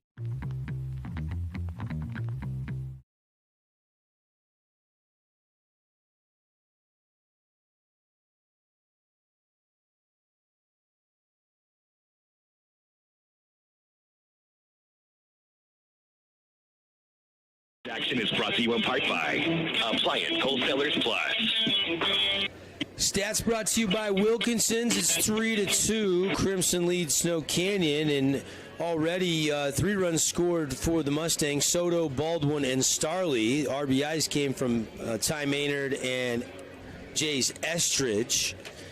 For the Warriors, RBI sac fly by Lyon, and then just moments ago, a fielder's choice 4-6-3 double play, so Seacrest does get credit for another RBI. No, he doesn't. No? You don't get an RBI on a double play. Oh, you don't. That's a tough one. Pitch count, by the way, Ross has hit 3 batters. He's thrown 43 pitches in 2 innings. You think that's pretty bad. And then you go over to the other side. Anderson threw 33 in 1 inning. Yeah, I mean, ain't no starters going to be around in the 6th and 7th. Doesn't look likely. You figured with a short leash in a state championship game. But if the game stays tight, you could keep them out there a little longer than you might otherwise. And you got to think about tomorrow, too. There's potentially 2 games tomorrow. First pitch missing. That one from Anderson right over the zone, and the count quickly goes to 1-1. Here's pitch 3 to Logan West. West hitting right on the button, 300 on the season. You want to get to 3 o'clock tomorrow afternoon and look at the bullpen, look at your guys and go, I got nothing. Pop up, right back up out of play, and, well, maybe it'll stay in the field of play. And it does actually bend back, and Smith overran it. A new life for Logan West. Tough play. That happens a lot where it's right on the line and you're thinking, and then it flies back in play over your head. When that went off the bat, I thought it was going to come up off the window by us, guys. And let me minor critique here.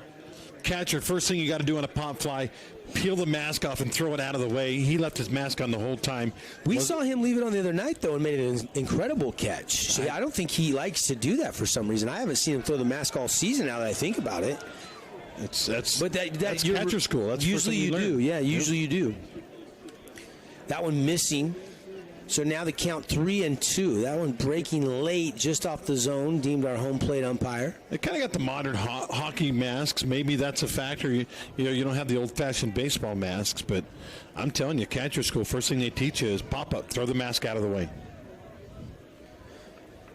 Here's the windup and the pitch, and that one's popped up. Back towards the dugout on the first base side. Anderson has room, and he makes the catch. 1 away. Second opportunity for him there. Anderson, good job hopping over there from first. Doesn't have to worry about a mask. Makes a nice catch. Great speed. I mean, he came flying in there, and at first it looked like it was going out of play. When it stayed in play, Anderson was boom, boom. He was there. The wind has let up a little bit, guys, and the shade has now kind of covered most of the field except for maybe Mendenhall in center has a little bit of sun in his eyes. And a breaking ball over the zone. Strike one to Petey Soto. Petey 1 for 1. Singled and scored back in the first. We got pretty lucky. Sun really was a non-factor in the first inning or inning and a half. And there's another good pitch. Strike two. Anderson settled in a little bit here in the second. After the Mustangs got to him for 3 runs. Bending over the zone and maybe a little low there. Ball one. And Soto's kind of in the Shea, Anderson, Carson, Irvin tier of just put it in play on the ground and you're 80% on base. Run. 1-2 pitch here from Ethan Anderson. Got him looking. Team D auto sales strikeout. Down goes Soto. Wow. Missed on an outside pitch on the 0-2. Made it a millimeter more towards the plate and he gets the call. There for strike 3. Nice job. So it wasn't in the same spot. It was a millimeter closer. It must have been. Okay. Must have been a little bit more in there. It looked like the same spot. Jager Baldwin 1 for 1 with an RBI. Extra base hit for Jager in his first at-bat. And he steps in with 2 down and nobody out there on base. Here in the bottom of inning number 2, Mustangs have the 3-2 lead. Breaking ball didn't snap off inside. Ball 1. We were speculating, Devin, you and I, during the commercial break that Anderson wouldn't be around very long after that 4-hit first inning, but he's looking really good here in the second. 2 up, 2 down. Everybody kind of just holding here. A little murmur in the crowd, and here is the 1-0 pitch. Baldwin scores the bunt, whips it back. Did he go? They say no. That was close. And that was up around his shoulder. I think it went between his neck, his head, and his shoulder. Ay. That would have hurt. A little clavicle action. And a foul. Up and out of play off the press box. And landed on the roof of the box here. Fabulous Freddy's foul ball. Don't forget those coupon books are on sale through Father's Day. 30% off. Stock up and save and get some for Dad at both Southern Utah Fabulous Freddy's. Breaking ball, but high. 3-1 the count to Jager Baldwin. This is my 8th game this week here. You guys have done a couple more, but first time I remember a baseball landing right on top of the press box. And a swing and a foul back right out the window. And a fan almost made a bare hand catch in front of us. Andy fan. That was right in the glove. Andy had one right here when he was standing the other day on Wednesday. I was underneath it, ready to hop it back. There's a mark. He turned and flinched. I would have too. Truth be known. And there's a pop-up by Baldwin. Johnson going to range over from third base, run in on a couple steps and make the catch. Wow, 1-2-3 after giving up 4 hits in the first. That's huge for Anderson.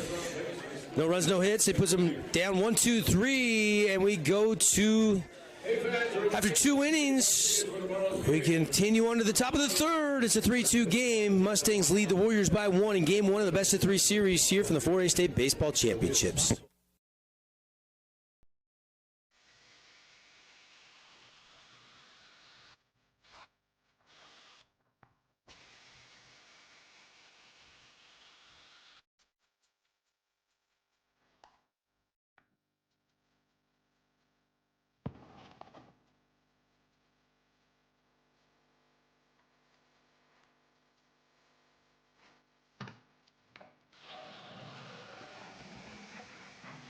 What are you doing? I'm protecting your paintings. Moth will eat right through this. Kind of wish you hired someone else? But when it comes to important decisions like buying insurance, come to JRI, where we'll find you the right company at the best rate.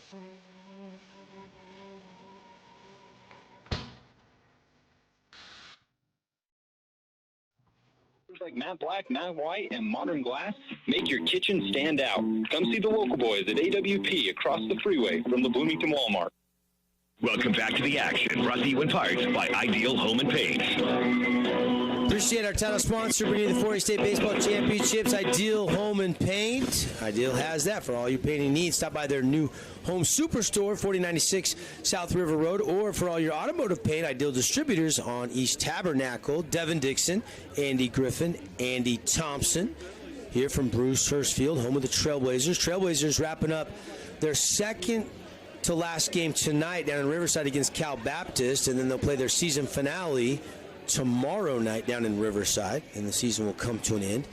Tomorrow, we'll crown a champion, and the season will come to an end. And then we've got a couple months off till high school football rolls around in August, huh, fellas? Yep. Hey, how about Ethan Anderson? 33 pitches in the first inning, only 16 in the second. That's economical. That's turning things around. Yeah, no question. Javen Ross goes back to work with a 1-run lead. First pitch to Isaac Lyon, just outside, ball 1. Pitch number 44 for Javen. Ross looks in, the lefty. First time pitching in over 3 weeks, guys. I mean, didn't see him the end of the regular season, hadn't seen him at all until tonight in the postseason. Due to a strained back muscle that they tried everything to loosen up. He's just toughing it out. And the windup in the pitch high, 2-0 to Lyon. Isaac going to be playing next level baseball. Actually, originally committed to Cal Poly and then decommitted and opened it back up and then signed with Grand Canyon, who been the team to beat in the WAC all year long. We'll see if they can make a run in the postseason. Over the Lopes. Yeah. And, I think his tournament this year is going to help his quest to be a position player as well as a pitcher at the next level. We know that that's what his goal is, and I definitely think he has the talent to do so. Yeah, I would agree. I think they'll give him a chance to play every day. At the next level, even if you are a position player when you're not pitching, they won't let you hit while you're pitching. Isaac might be an exception to the rule. He's such a good hitter. At 424 on the season, and he missed 14 games. You wonder what it could have been if he would have been healthy all that time. Breaking ball high, 3-1. That one, Ross tried to bend softly over the plate, but it was just up in the zone. Hey, you're friends with the Lyon family. Do they ever call him Ike, being Isaac? Did they ever shorten that, or has it always just been Isaac? Never heard him call him Ike, actually. 3-2 pitch outside, and Young Lion is aboard. Actually, I don't know if I can call him Young Lion anymore because Rue just came out to get the bat for his big bro. Rue's a freshman. That's a big freshman. Yeah, he's about Isaac's height right now as a 9th grader, if not already surpassed him. And you figure there's a growth spurt still coming here in the next couple of years. Yep, Rue just a freshman, pitched 3 innings of scoreless baseball earlier in the week. We could see him in relief at some point this weekend. And for the 3rd inning in a row, the Warriors have their leadoff guy aboard. And Lyon, I don't know how many walks. I'll have to look that up, but he's walked a lot. When he gets on the bases, something almost always exciting happens. We'll see if that comes to fruition here in the 3rd. And with good first pitch over the heart of the plate for strike 1 to Jake Johnson.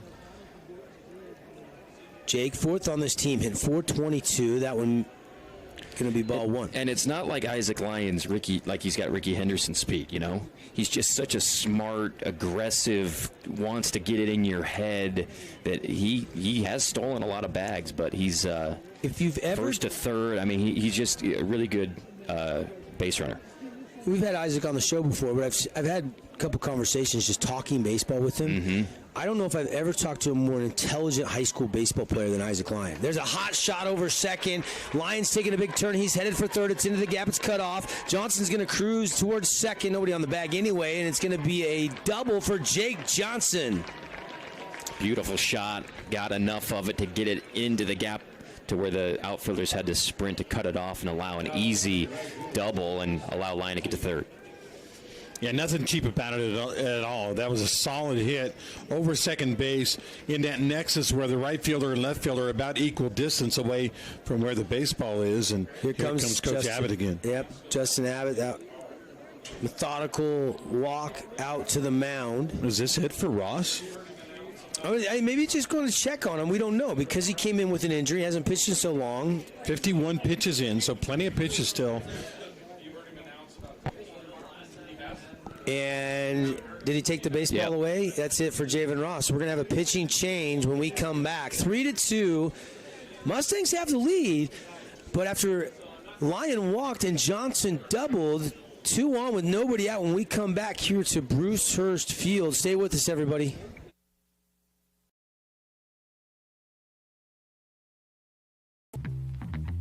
Hey Southern Utah, Tyler here, Boulevard Home. We wanted to take this time to thank you for voting us the best furniture and appliance store in Southern Utah again this year.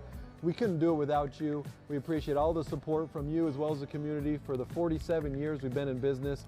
So thank you from the bottom of our hearts here at Boulevard Home. We love you and we love Southern Utah.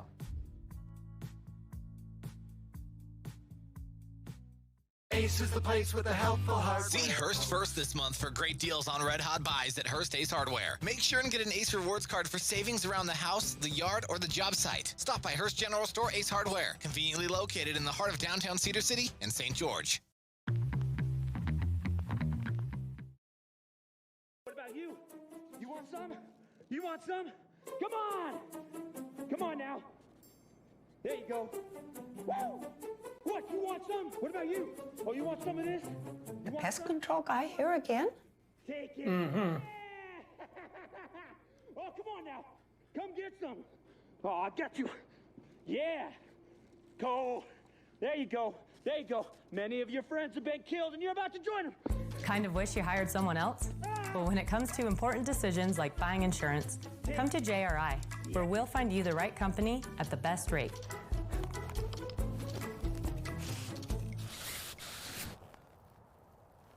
Oh, what about you? You want...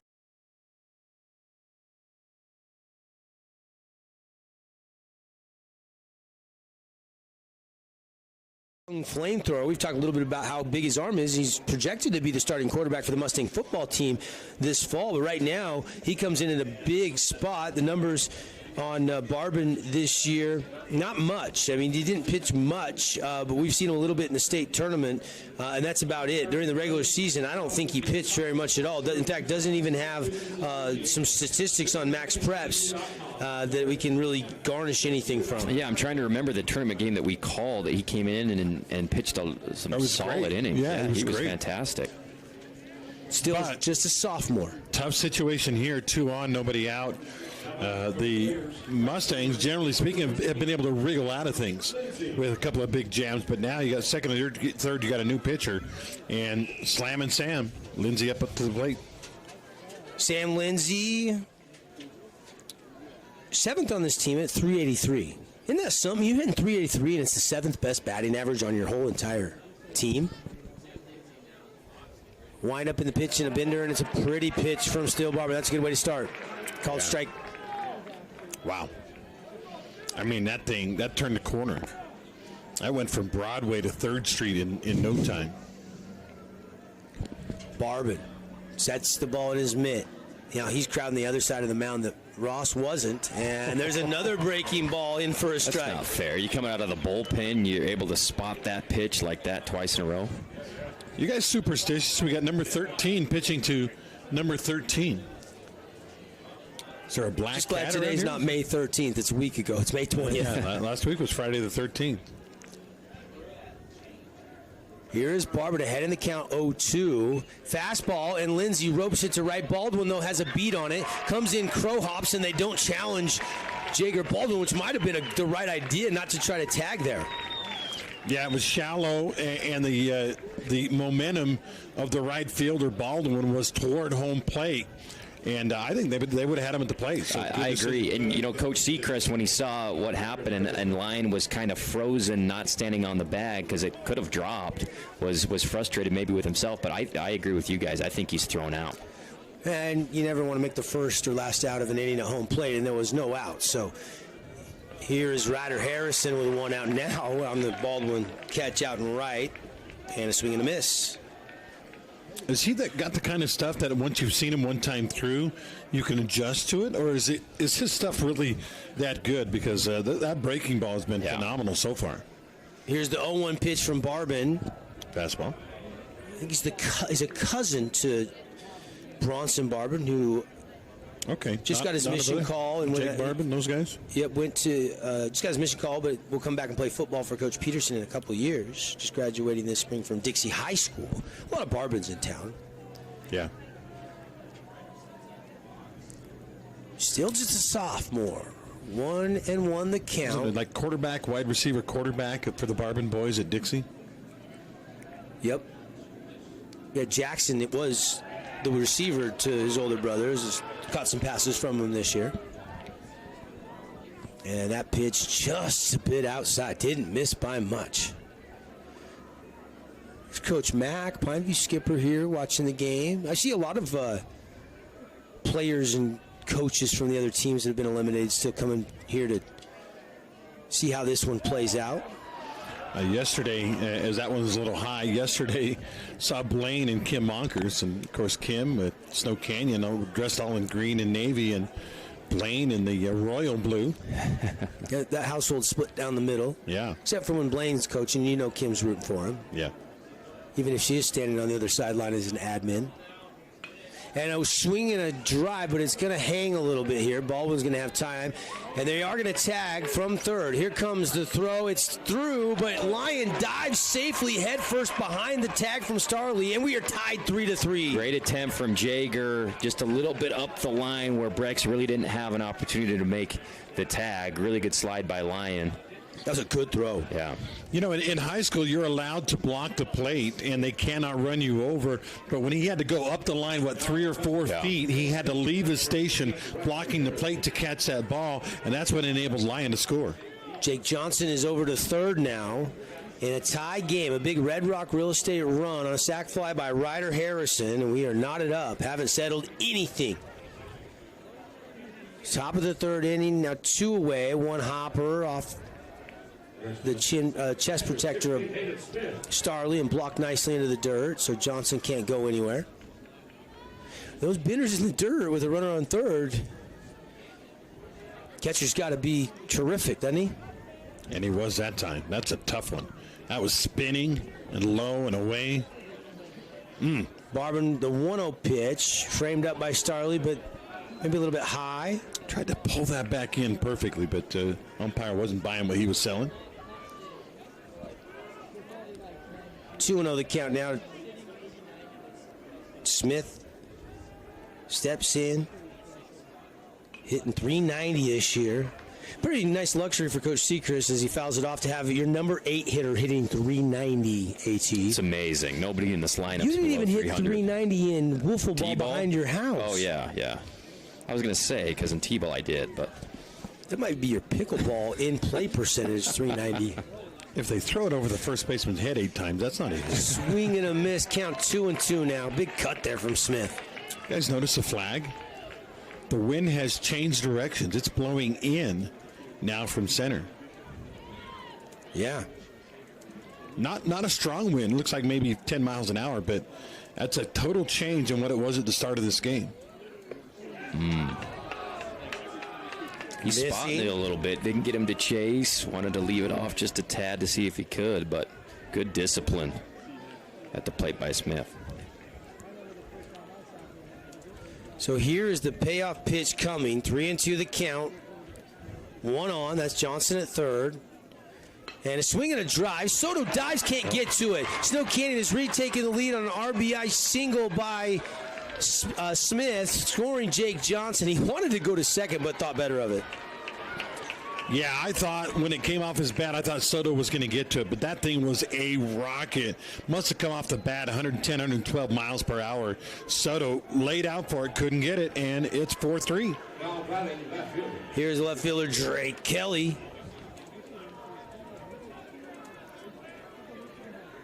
And Barbin standing off the bump a little bit. So both of those runs will go. Yeah, give him to Ross. Sad, but true. That means that now you can close the book on Ross. 2+ innings, 3 hits, 4 earned runs. 3 walks, 3 hit batsmen, just 1 strikeout. Still Barbin in relief. Bender, pretty. Called strike on Kelly. And Ross would take the loss if they don't come back in this game because all 4 runs are credited to him.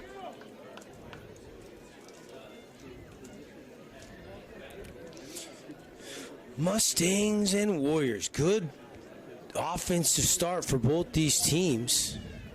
One hopper, and Kelly swung at it. Fooled. I think he was sitting on the fastball, and that one was a hard slider that one hopped to Starley, and he offered. Yeah, that's when you sit on something, think, all right, it's going to be this, and it's not. But baseball's funny. As bad as he looked, it's only 2 strikes. He's got a chance for redemption right here. So here is the 0-2 pitch. Barban rocks fire, swing and a miss. A Team D auto sales strikeout. Down goes Kelly, and that'll end the inning. They get 2 runs on 2 hits, and we move to the middle of the 3rd, and it's a 4-3 Warriors lead over Crimson. It'll be Evans, Starley, and Maynard coming up when we come back. Utah is a place to connect with loved ones, and JRI can help you ensure that connection by protecting yourself, your family, and your assets. JRI Insurance is a team of insurance specialists dedicated to providing the best possible products, pricing, and services available, including great rates for families with teens.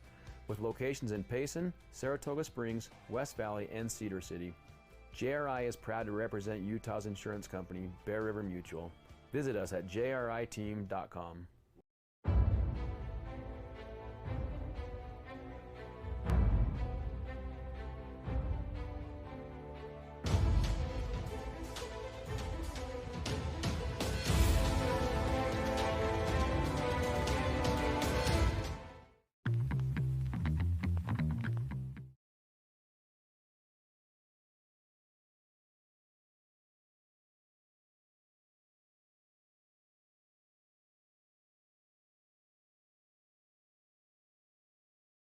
Parts by Nets on Fire. Thanks to all our great sponsors of high school baseball here on 97.7 ESPN. Welcome you in on the radio as well as on the statewide live stream with Utah Sports TV, running the camera and producing, and also on KSLSports.com. If you're heading home and you want to watch this game, we've been putting the link out on our social media, at Dev Dixon on Twitter. You'll be able to find it. Or on our Facebook page, facebook.com/Devin Dixon Show. Links up so you can watch the rest of this one. It's a good one, Been a great game. Yeah, a couple lead changes back and forth. And I'm really impressed with what Ethan Anderson did after a rough first inning. Only 16 pitches last inning, as that one is high and tight. And the other thing, 1 walk so far through 2 innings. If you can only walk 1 guy every couple innings, not hit anybody, that's a huge advantage. Trey Evans quickly ahead in the count, 2-0. He'll lead off the inning. Evans struck out back in the first. He's 0 for 1. But Evans, the leading hitter on this Mustang team, really all season long, almost from start to finish. Can we really call him a sophomore anymore at this point? Gone through a whole season. And right back at us for a fabulous Freddy's foul ball. I want to remind everybody about our 60 for Schools program. For every win for our local schools, Morgan Pest Control donates $60 to the athletic fund. Started in basketball. We'll go through the baseball season. We'll finish it up in the fall. This is 60 years in Southern Utah, serving you with your pest control needs as Evans draws the walk. And, of course, you can take advantage as a customer. Call Morgan. You get your first 4 sprays for just $60. Thank you, Morgan Pest Control, for the 60 for Schools program here on 97.7 ESPN. Evans, that was pretty easy to get on base, and so the Mustangs have the leadoff man aboard. And Evans is one of the 3 Mustang players that have double-digit stolen bases this year. He has 11. He's 3rd on the team with 11 steals. Ethan Anderson will rock fire. Smith will throw down, and they got Evans. You maybe felt like he was going, but they hosed him. Hayden Smith with the gun down to second, and he's out by a foot or 2. Beautiful throw. Isaac Lyon from shortstop attacked that ball, tagged him a couple feet away from the bag. And he did not get a good jump. No. And I know you want to steal, but I just felt like his start, the old drag race, his start was not good. Too much rubber peeled. So the stolen base attempt goes sideways, and Breck Starley will foul that one off. Breck's hitting .390. 22 ribbies, 4 dingers, 12 doubles. 1-1 pitch from Anderson, a little bit high, ball 2. Ty Maynard is on deck. Starley was walked and scored in that 3-run first inning. Warriors got 1 in the first, 1 in the second, 2 in the third. All 3 Mustang runs came in the first. And Snow Canyon has retaken the lead 4-3 currently. 4 runs on 4 hits for the Warriors, 3 runs on 4 hits for the Mustangs. Anderson lost him. Starley is aboard. Second time tonight he's walked. You think now about that caught stealing, right? Now you'd have first and second, nobody out. And I know, like I said, baseball's not played in a vacuum. We don't know if that's what really would have happened, but that's huge. You know, you as a pitcher, you're losing it. Maybe you walk 2 guys in a row, but you look out there, hey, got an out and only 1 guy on. That's monstrous. And the manufacturing stuff has kind of hurt the Mustangs twice this game because of the bunt, but I don't think you really needed to do, and then the attempt to steal. I'm not criticizing because I love aggressive baseball, and you gotta, in a game like this, you gotta believe in your strategy, but maybe you'll turn for him here. Anderson facing Maynard. Fastball at the knees for strike 1. White back out there as the Info West speed-up runner. Ty Maynard singled in a teammate, 1 for 1 with a ribby and a swing and a drive, but he pulled it. That one will get out foul and left pretty quickly. It buzzed a little bit by a helicopter. That's not a life flight, though. I don't know if that's like a personal aircraft or what. But get your binoculars out and give us a full report, newsman. Nothing on the side of the. You ever been in a helicopter before? I have never flown in a helicopter, nope. I did when I was a kid. One of my dad's buddies had one. We used to go fly around. It was pretty fun. Out there in the Tri-Cities, right? Yep, Royal City, Washington, the old stomping grounds. But, sad story, he sold it, and a year later, the guy that bought it crashed it and passed away. Ooh. 1-2 the count now. Anderson overthrows that when he gets away. And Ty White, the Info West speed-up runner, is going to be down to second, no problemo. Anderson maybe trying to overlocate that one on the outside edge. I'm with you, Andy. I never criticize a coach for being aggressive coaching, but right now you're like, man, we could have second and third, nobody out. Ethan Anderson is at 63 pitches. Yep. We're here in the bottom of the 3rd inning. So he's averaging, almost 30 pitches an inning. 32 strikes, 31 balls. 2-2 the count. Anderson watches Maynard lift that one out into right. Lindsey has a beat on it, camps underneath it, hauls it in. They start to tag. The throw comes, and Ty White will go back to second. I think he would have been safe. I mean, that's a long throw from deep right field, but why risk it, right? 2 down. Yeah, he's still in scoring position, and Jay Zester is a great hitter at the plate. Good RBI guy. He's got speed to score from second. White does. Good swing on that last one.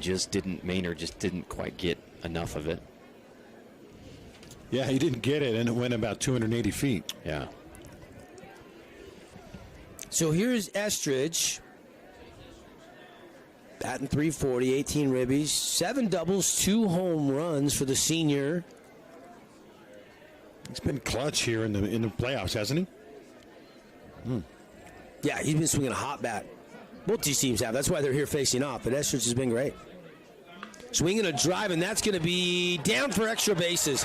Estridge is going to get an RBI double, scoring Ty White, the Info speed-up runner, as he ripped it down the left field line. On cue there for Jays. Yeah, first ball, fastball. He's like, I think this guy's going to try to get ahead of me. I'm gonna rip the first pitch I see, and he did, and it was a solid 2-run hit down the left field line. And we are tied up 4-4 after that Red Rock Real Estate run comes home.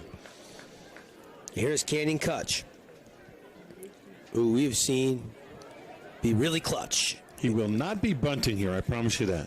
Out with 2 outs.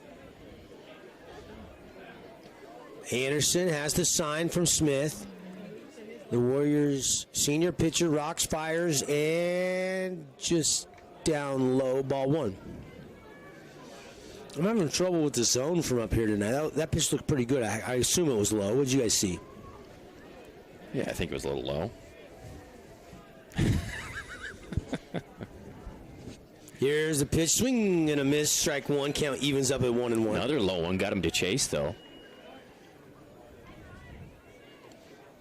And it looks like they're going to bring in a speed-up guy to get some speed and scoring position here. Yeah. You're right. They'll bring in Barrett as an info as speed-up runner. Took him a minute to decide to do that. Normally you kind of go into a game saying, hey, here's who we're running for. You're running for this guy, right. You're running for that guy. But maybe since Ty White already pitch ran, they had to figure it out. Took them a second to see who they wanted to go out there and run. Yeah, Estridge will be allowed back in. Yep. Just one time, though. Can't do that more than once. Swinging a chopper to short. A line throw on the money to Anderson, 6-3, the put out. But not before the Mustangs get one run on one hit. It was the RBI double by Estridge. And after 3 complete, we haven't settled anything. 4-4 between the Mustangs and the Warriors on the We Win Injury Loss scoreboard. We'll be back. Utah is a place to connect with loved ones, and JRI can help you ensure that connection by protecting yourself, your family, and your assets. JRI Insurance is a team of insurance specialists dedicated to providing the best possible products, pricing, and services available, including great rates for families with teens. With locations in Payson, Saratoga Springs, West Valley, and Cedar City, JRI is proud to represent Utah's insurance company, Bear River Mutual. Visit us at jriteam.com.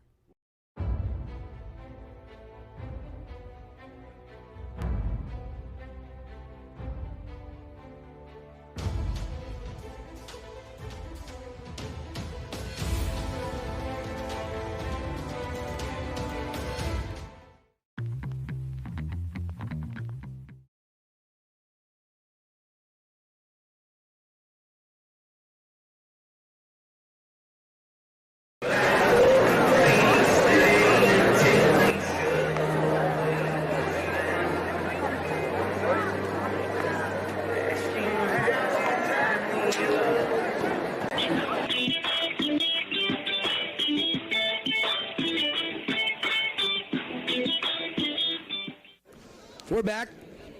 Glad you're with us on the live stream or 97.7 ESPN. Devin Dixon, Andy Griffin, Andy Thompson. Haven't settled anything, as I like to say. Expect the unexpected in Region 10 sports, whether it's football, basketball, baseball. We've had some unexpected things already go down, but a good game right now with it being tied up. Yeah, just what we were hoping for as radio guys, a close game, and it's tied. Top of the order, Logan Mendenhall. Bender stays inside, ball one. Mendenhall, Singleton scored, was hit by a pitch and stranded. He's 1 for 1. Steele Barbin still out there in relief. Yeah, a little surprise. The starter for Snow Canyon still out there, but the reliever, the starter for Crimson, out. They got the backups in. Barbin, 2-0 pitch. Paints the outside edge, strike one. Good spot. Just missed high with that second pitch fastball, but that one right on the money on the outside corner. Steele's got some zip, doesn't he? He does, yeah. Looks high 80s to me. Foul straight back, 2-2. You know, one of the things we didn't really talk much about in pregame is that Ross, a left-hander, and Snow Canyon, if memory serves, they have one lefty. Yeah. Everybody else hits right. Yep. Maybe that factored into pulling him out a little earlier than maybe we thought they should have. Is get a right-hander out there. Barbin so far getting it done. Yeah, you're right. Ryder Harrison is the only lefty in that lineup for the Warriors. Full count, that one missing upstairs. Warriors have got the leadoff man aboard in each of the first 3 innings. Can they do it again? Barbin would love to stop that trend, and Mendenhall is going to pop it up towards Baldwin and right, running right towards the line, and he is underneath it, out number 1. Tough to get Mendenhall on a fastball in the zone that he doesn't get in front of, but that time coming hot there for Barbin, overpowered him a little bit. Must have been high 80s, because you're right, he usually destroys those, gets around on him, and that one he was late, flat out late, and it was a fly ball to right. Cruz Sechrist steps in. Walked. Was stranded in the first with the bases loaded. He was sitting over there at third, ready to come home. They couldn't drive him in. Then grounded out to the 4-6-3 double play. So he's 0 for 1 in that pitch. Strike one. First name is C-R-E-W, right? Crew? I would have thought, I mean, that's a great name, but, you know, with his dad being a baseball guy, maybe Gehrig or Cal Ripken kind of name or something. Maybe Mickey. Breaking ball doesn't come inside. After the adventure of trying to name my kids, I don't second guess anybody trying to name their kids. Do what you want. And a pop-up. Baldwin again. This time he starts back. Now he's going to come back in to where he started, and he makes the catch. Two down. Can of corn. And again, that fast, they're not catching the fastball. Yeah, Same deal, right-hander late. We talked about left center. Snow Canyon has been over the fence, off the wall, left center field. But in this game so far, Crimson doing a good job getting them to go meekly over to right. And guys, the flag just in right center is dead still. The wind has stopped. First pitch, missing, ball one to Mr. Cool Hand Luke Anderson. Here comes the Barbin windup and the pitch. Wow. Over the zone, strike towards the bottom of the K zone. 1-1. Yeah, that one had a little relish, some mustard, maybe some mayonnaise even on it. That was a bender. 1-1 delivery. Anderson takes, and that one breaks just down and outside, I guess. Looked like the same pitch, didn't it? I mean, we're a long way. There's no way I can second guess the umpire, but it sure looked like the same pitch. I heard a moan from our crowd mic. Yeah, there were some people below us that I think had the same thought. 2-1 the count. 2 down and right down the middle to Anderson. Strike 2. You know, Barbin doesn't seem to be fearing Luke Anderson or pitching around Luke Anderson at all in this sequence. I don't care who you are. I'm a sophomore. I don't care. But the fact remains, everybody does know who Luke Anderson is in the baseball community in St. George. Takes that one downstairs, checks the swing. That one was low, it looked like. Yeah, but close enough. I wouldn't have taken it. Of course, I would have struck out. So, full count. I don't know if we'll throw another breaking ball. I don't know if I'd groove one here. I might go breaking ball. And it was the breaking ball, and it froze him and got him. I think Luke was thinking fastball. You were right, Devin. He went off speed instead. Strike 3, and the first 0 on the board for any inning in this game for Snow Canyon. Barbin gets a fly out to right, and a K. It's brought to you by Team D Auto Sales, and we go to the middle of the fourth. It is a 4-4 tie game on the We Win scoreboard between the Warriors of Snow Canyon and the Mustangs of Crimson Cliff. Stay with us. Hey, time out. I've got a loan for you. Scott Gibson here with Intercap Lending. Put me in the finance game to work for you. No matter what you're looking for, to build, buy, or refinance, I can help. So don't drop the ball and let me, with my 25 years experience, go to work for you. 435-619-8080. Right now is the time to improve and get ready for the upcoming basketball season. And the best facility with brand new floors and top-notch training is at Nets on Fire inside the Be More Complex. Get small group training with elite coaches. It's time to improve your game. Just visit netsonfire.org. Get Florida is excited to partner with Region 10 Football. Being a local company, they love local sports. Are you looking to remodel your home? Well, it's a great time. If you're looking to upgrade or update your home, it's time to get floored. Visit getflooredsouthernutah.com for a free quote.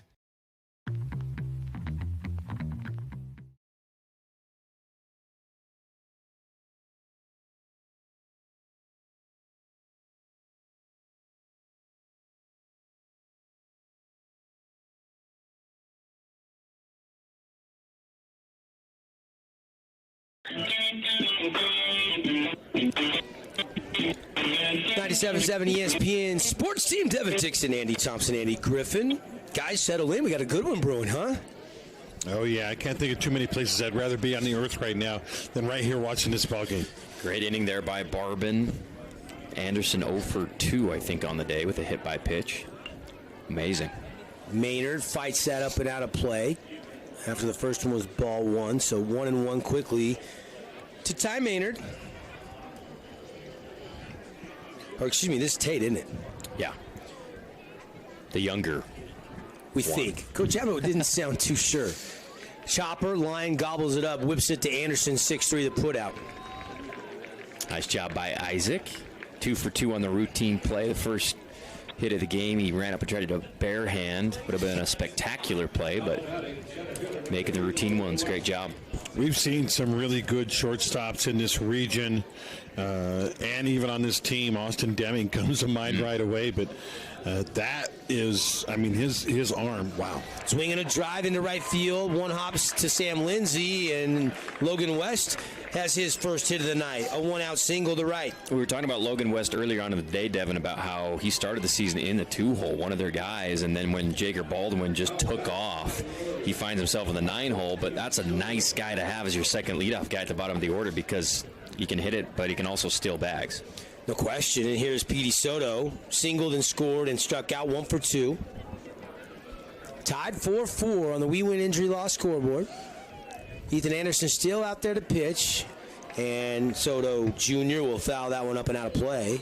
West came into this game leading the team in stolen bases with 14, but his buddy Petey Soto, who's at the plate now, stole one earlier. So they both have 14 right now. Will Logan get the lead back? And they tried to steal another bag with Trey Evans, but he got thrown out. Those are your top 3 base stealers on the team. You know, the pitcher's got to do its part, too. Keep them close, like we saw just now. Throw over to first. Make sure those guys aren't getting good jumps. They get a good jump to bases as well as good as stolen with their speed. 0-1 the count to Petey Soto Jr. And a swing and a drive into left, but it's going to be caught on a run. A couple jogs in, and right there to make the catch was Mr. Kelly. Man, Andy, what do? You know, you hit the ball right on the screws, just nailed it. Anywhere else on the field, you know, even 10 feet right or left of where it landed, and he's got extra bases, but instead it's a flyout. That's frustrating, isn't it? It's unfair. But then you get on a number like Petey's first at bat, so it kind of evens out. I guess so. A swing and a pop-up right at the plexiglass, and Andy Griffin did duck to the left about a foot. I did. I've learned my lesson long ago. Do I have to tell the story about Kearns High School and the net? Went right through it. Right through the net. Broke the concrete behind us. McGarry and I went right between us. Well, this is fiber. This is the plexiglass. This doesn't shatter. Yeah, well. As I look at the spider web right in front of me. Yeah. It doesn't shatter like it did right there. It's already coming apart a little bit from a foul ball, I would guesstimate. Where did that one hit? It was right above me, wasn't it? Right to the... Oh, it hit so it didn't even hit the glass. Nope, it missed the glass. I was too busy... ducking and closing your eyes. Being afraid... like a little pansy. You'd have to suck your thumb, though, AG. I know. Jager Baldwin 0-2 count, high ball 1. Jager tripled in a run and later scored, and then popped up to third. You guys want to get me a skirt? I'll put it on for you, whatever. I don't sit very modestly for skirt wearing, though. Swinging a drive pulled well foul. Fabulous Freddy's foul ball. I don't know why you're ripping on AG. I saw you flinch yesterday. He wasn't here. He doesn't know about that. Oh, sorry. I do because he pointed to where the ball hit. In Andy's defense, it was coming eye level. Right at him. Still got the scuff mark here in the press box window. By the way, we're going to be naming our Ernie's 2 Sinclair Station player of the game. Ernie's 2 has you covered. Fuel up, grab snacks like their famous chicken strips. And there's a steal. Yep. The ball got away from the catcher, but he was going before the ball got away, and that'll be steal number 15 on the year for Logan West. And another Who said wild pitch down the road? Come on. He was going before the ball got loose. He was. 2-2 the count with 2 outs, but now a runner into scoring position. We need a Ethan replay. Anderson trying to get out of this inning here. And a chopper that's going to be fouled down the third baseline. Baldwin stays alive. Here's the replay. He was going. By the way, Curtis Langston, Snow Canyon scorekeeper, steals second base. It was a steal, not a wild pitch. Oh wait, no, that was the wrong play. We'll get another replay out of here. I'll let you know one way or the other. Okay. Either way, I'm taking Andy's side. I'm taking Curtis's side, so I'm not taking any sides. I'm just calling the game. 2-2 the count. 2 down. Tied 4-4. Good one brewing here. Baldwin just reaches out, pokes it into right. It's kind of in trouble, and it's going to twist foul. You know, it was a long way to go for Sam Lindsay, who was shading Baldwin a little bit more to the gap in right. Yeah, because it landed foul, it wasn't as big a trouble as it could have been, but he had a long way to go. He got on his horse and rode it hard and still couldn't quite get to it. So Baldwin goes back, gets the BB Core bat. What do you think he's swinging, a 34-ounce bat? I would say it's a 33-30. Yeah. Nice. Good guess. Maybe a 32. He's a smaller guy. Love Jaeger. I've known him since 3rd grade. Just a tough competitor. Having a ton of success, an integral part of this team. But right now, he's got a chance to drive in a run and maybe give the Mustangs a lead here. 2-2 pitch coming. Baldwin will pop it up. This one's going to be headed towards the first base dugout. Anderson runs out of real estate. Great effort, though. Man, he crashed into that fence. Little fan caught it on a one hop, about 3rd row from the top of the stands, and he's showing everybody, I got that. Almost got our guy Graydon over there, Utah Sports TV. He didn't flinch, though. He's a professional. He just covered the camera. Man. I was talking about myself, what man. I would never insult AG. Everything reset, same count, 2-2. West at second. Anderson looking for a K if he can get it. High, had one to waste. Outside, ball 3. I don't know if you saw, the Colorado Rockies sideline reporter got hit with a foul ball, 94 miles per hour off the bat. They had to do a whole bunch of stitches. This was a young lady who was reporting on the sideline. She was in the camera box. Ball still got her. That's scary. So, no matter how tough you think you are, baseball doesn't care. 3-2 count. Oh, and they beaned Baldwin. And Baldwin hit by a pitch. He is aboard. We were talking about on our show, Cam Smith was on 2T today in the PGA Championship. Sliced one over in the 7th fairway and hit, who'd he hit? Adam Wise. Right off the head. Glancing blow. He went crumbling down with the winds. He yelled 4. Nobody could hear it 300 yards out there. And they had to get him some water. He stayed in, went par bogey, and then and made the cut, and he's going to play the weekend. And locally, Jeremy Redd, city manager, Washington City, was golfing today. Hit his ball out in the weeds, went out to chase it. As he's looking for his ball, the guy behind him hits it to the exact same spot. Somebody says, "Hey, Jeremy, watch out." He turns around to say, "What?" And the ball hit him right in the face. Oh, my gosh. Busted his lip open. Lucky he didn't lose any teeth. I think it was a glancing blow, too, but it still caused, he had to get stitches and stuff. So. 0-1 the count to the dangerous Trey Evans. Evans definitely has home run pop. 448 hitter, fouls it straight back. We'll also be naming our Appliance Wholesalers Plus Playmaker Play of the Game in a 4-4 tie here in the middle part of this game. I don't think we've seen it yet, guys. Not even. We don't have our player of the game yet either. Our Ernest 2 player and our AWP play of the game. They're coming still somewhere in the next 30, 40 minutes. Uh-oh, Mavs have cooled off. Yeah. Outside, looked like we were staying away. Yeah, he was outside of not even close to the plate. He was way outside, and great job by Anderson to hit the catcher. What's the score over there? It's close. Everybody makes a comeback in the NBA. 1-2 the count. Ethan Anderson. Bender just stays inside by an inch or two. Little body language. Thought it was strike 3, didn't he? Maybe one step toward the dugout. 2s across the scoreboard. 2-2 count, 2 outs. Bottom 4th. Tie game, 4-4 between Snow Canyon and Crimson Cliffs. Game 1 of a best-of-3 series here. The 4A State Baseball Championships from Bruce Hurst Field. What a great moment. And 2 on base for Trey Evans. They're at first and second. Baldwin just got plunked. Pitch and a chopper pulled foul. Little golf shot, just trying to dig it out and protect the plate there, it looked like. There's Jeff Clough down there walking around, making sure the fans are enjoying their experience. What do you think of Clough? Got the handlebar mustache thing going. Goose Gossage-esque. Yeah. I'm jealous. I can't grow that. That looks good. You guys could probably pull that off. Yeah. That's a lot of work, though. That's a lot of work. You don't want to have to groom one of those bad boys. Evans will step out and call time, and so Hayden Smith's going to hop up and run out and talk to Ethan Anderson.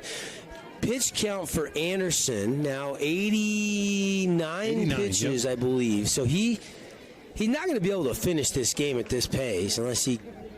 No, not a chance. It just doesn't look likely. Well, that's 21 pitches left, is all. Yeah. It might be able to get a little bit into the next inning if he can get this final out quickly here. It'll be really interesting to see who comes in relief when that time comes. Anderson throws it, and it's hit into the gap. Going back, flyaway baseball! Yard job by Evans, a 3-run blast, and it's 7-4 Mustangs. Like I said, you can't call him a sophomore anymore. That kid has got a whole season of baseball under his belt at the varsity level. And wow, Oppo Taco for 3 runs. Amazing. Works the count, fouls off a bunch of pitches, and he puts the barrel on it. It's gone regardless of where the field, which way it goes. He's unbelievable. And they're mosh pitting as he comes over there to celebrate with his teammates. This kid's the real deal, isn't he? 5th home run of the year for Trey Evans. The real deal Evans. RBIs number 31, 32, and 33. And Anderson goes back to work. Swing and a miss from Breck Starley. Brexton was trying to go back-to-back there, it looked like. That was a big cut. Brex has walked twice and scored twice. Swinging a pitch, and it's popped up, and it's twisting, and it's going to get into the batting cage area here down the first base line at Bruce Hurst Field. That was not a wind-aided home run either. The wind, for the most part, had quit. That was all power, as you see the replay there. And talking about Bruce Hurst Field, Andy, 86 World Series is a chopper through the left side, hard shot. Breck Starley has his first hit of the night. He's been aboard every time. Where were you in 1986? I was on a mission. So you didn't get to watch it? Nope. They didn't have I wasn't supposed to watch it. Oh, gotcha. That doesn't mean I didn't watch it. Yeah, but I was in West Jordan. I left from West Jordan, so I didn't really have much relation to St. George. I knew Hurst was from Utah, but to me it was just another guy from Utah. I didn't know anything about St. George. And I didn't know the guy was going to get a statue in a ballpark someday. 7-4, thanks to the blast by Evans. The 3-run bomb has given the Mustangs the lead right back. A couple lead changes in this game. Yeah. 1-0 Warriors, then it was 3-1 Mustangs. It was 4-3 Warriors. Yep.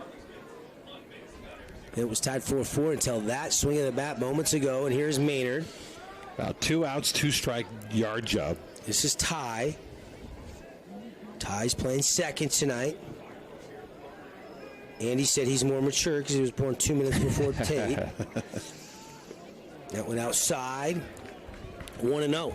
I have fraternal twin grandbabies, and I can attest the one that was born a few minutes before the other one is much more mature, and they're a little less than 2 years old. Really? Yeah. It's evident. It's obvious. Of course, she's a girl, too, and he's a boy. Pop up over you first. buried the lead there, AG. Anderson backpedaling and makes the catch. I did, Andy. Big inning for the Mustangs. They get 3 runs on 2 hits, but the swing of the bat, 3-run shot. Trey Evans pushes them ahead 7-4 after 4 complete innings here from Bruce Hurst Field on the We Win scoreboard. We'll be right back for more baseball inside the 4A state championships on 97.7 ESPN and the live stream. The real estate market in Southern Utah is booming. Before you sell, talk to a Red Rock real estate agent to see what your home is worth. You may be surprised. If you're looking to buy a home, check out all their listings at redrockrealestate.com. Voted the best real estate company in Southern Utah 2 years in a row. Red Rock Real Estate. Simply Wisdom Teeth is all they do, and they always make it simple. With everyday pricing at just $899 for all 4 wisdom teeth removed, including sedation, they've got over 600 5-star Google reviews. For appointments, call 635-1243 or visit simplywisdomteeth.com. This is Tyler from We Win Injury Law. We win for you, period. If you have been in a motorcycle accident, car accident, hit by a semi-truck, or bitten by a dog, we will fight and win for you, period. Visit 435wewin.com to have me look at your case.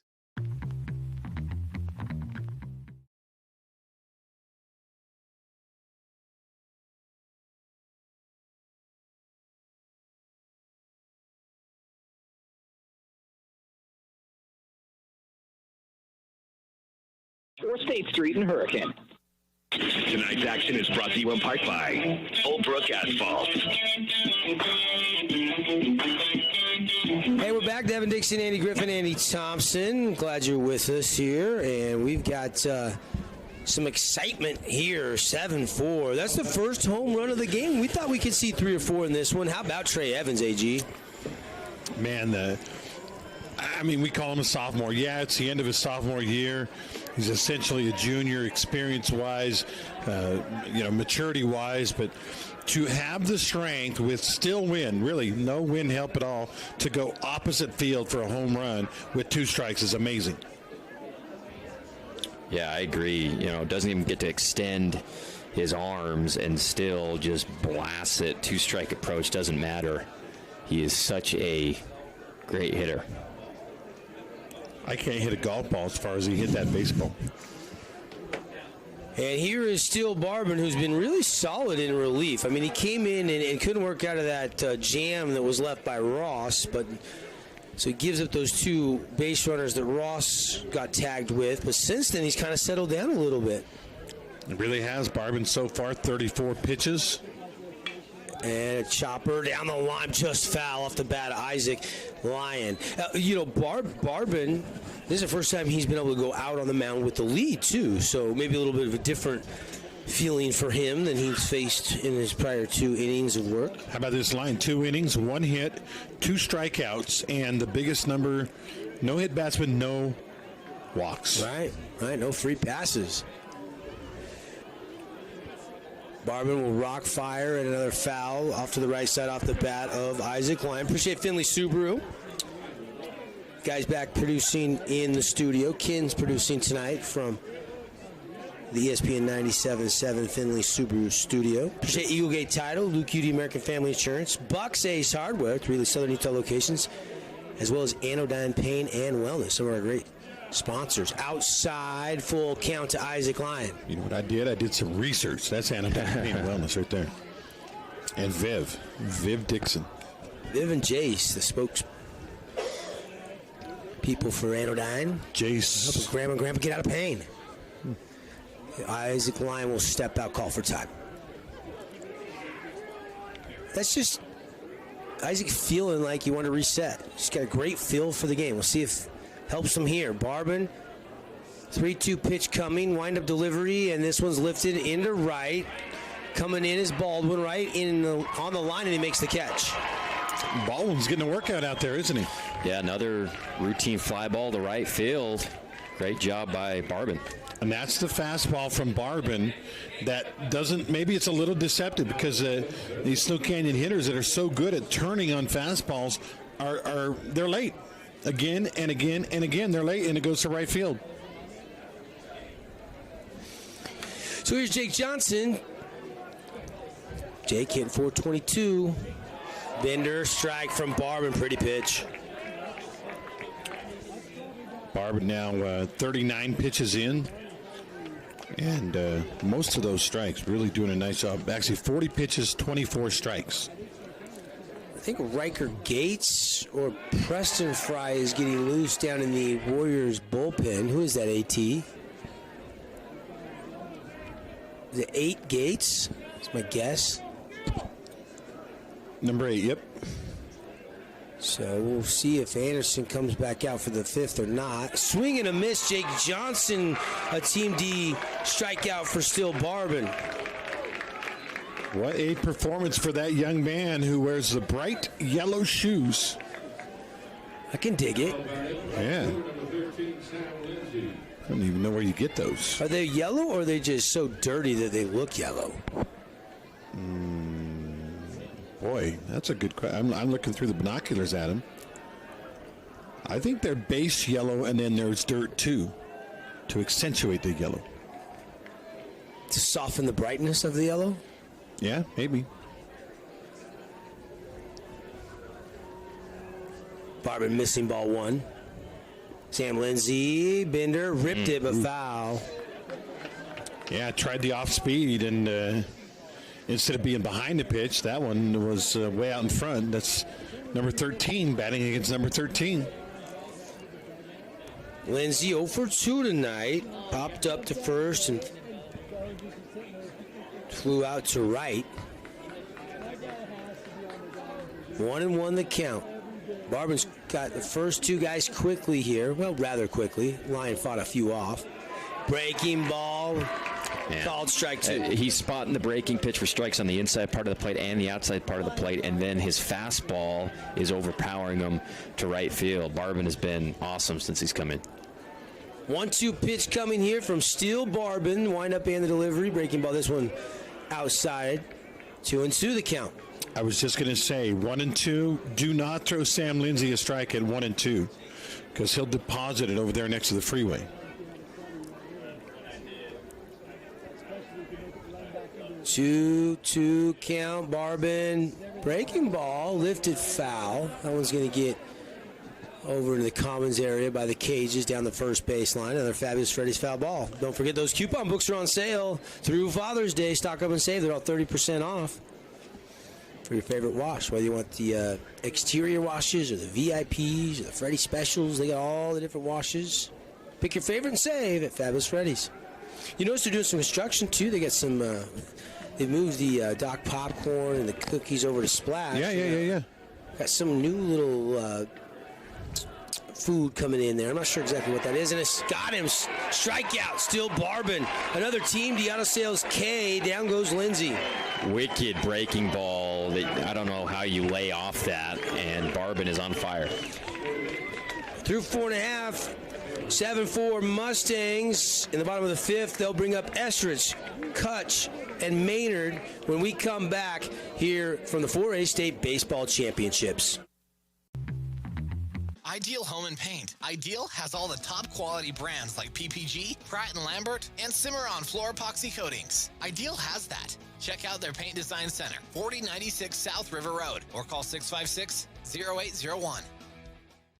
When it comes to your child's teeth, Dr. Cody and his experienced staff at Johnson Pediatric Dentistry are game changers. So when it comes to checkups, a toothache, or any problem with your kid's teeth, call experienced veteran Dr. Cody Johnson at Johnson Pediatric Dentistry, 628-0511.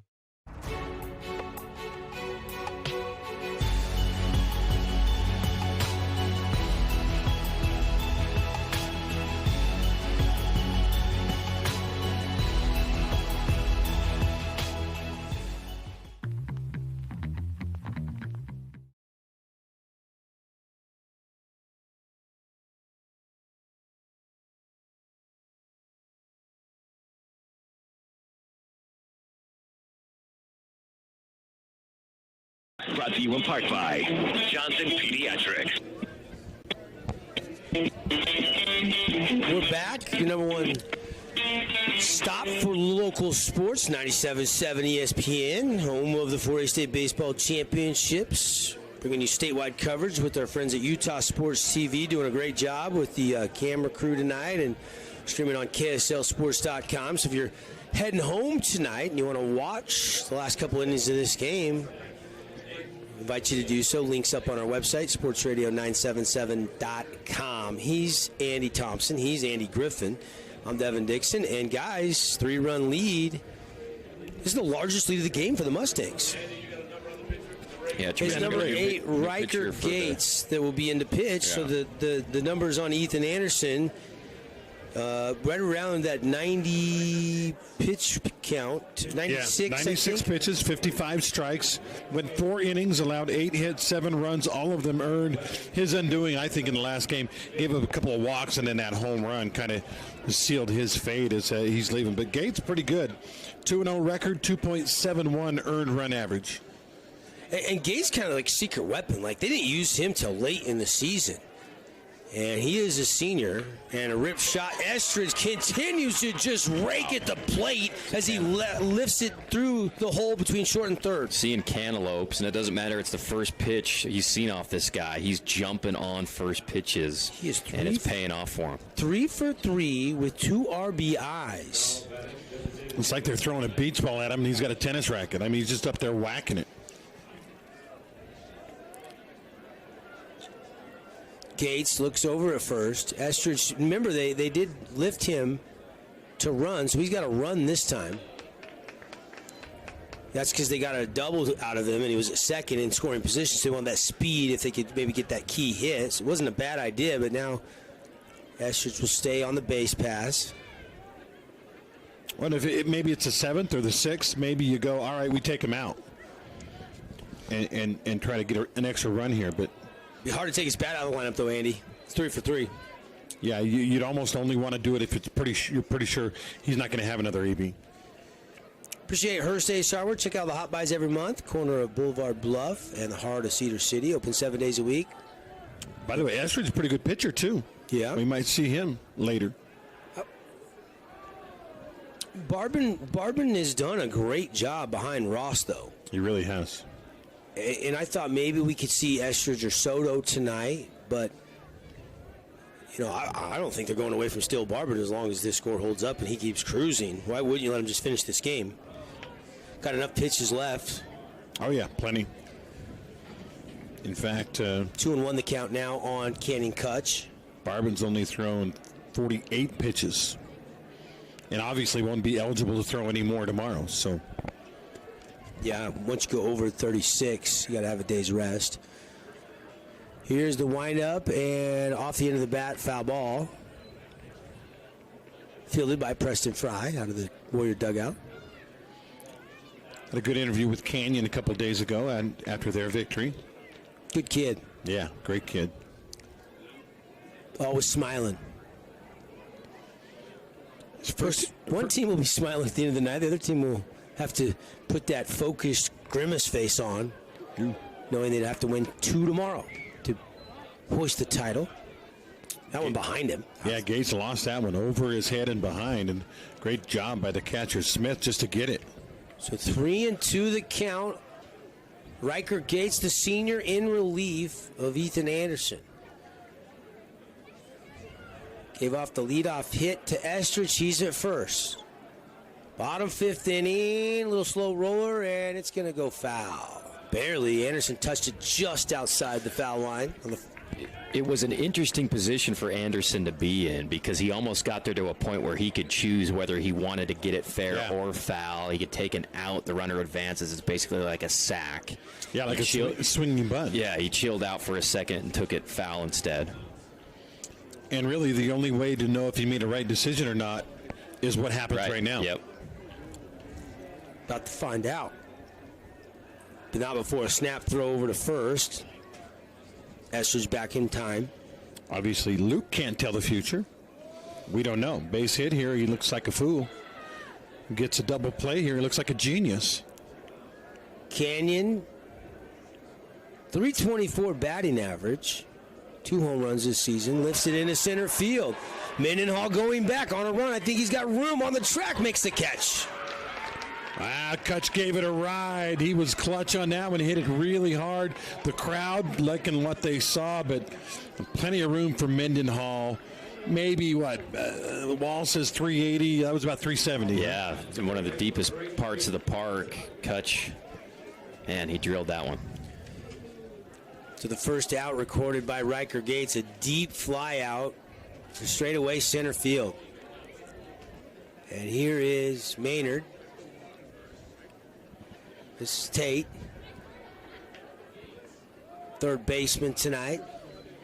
Ties over at second. Breck Starley's back behind the dish. They shuffled that Wednesday because Starley was pitching, so they had Ty that went behind the dish. To fake the first. They're really worried about Estridge, a guy who is not known for his speed. Riker Gates has that one fouled off. Out of play. Appreciate We Win Injury Law, of course, our scoreboard sponsor. They will win for you if you've been injured in an accident, hit by a car, bitten by a dog, hit by a semi. Fight and win for you. Get all your bills paid. Get your maximum compensation. For a free consultation, go to 435wewin.com. That was a hit and run.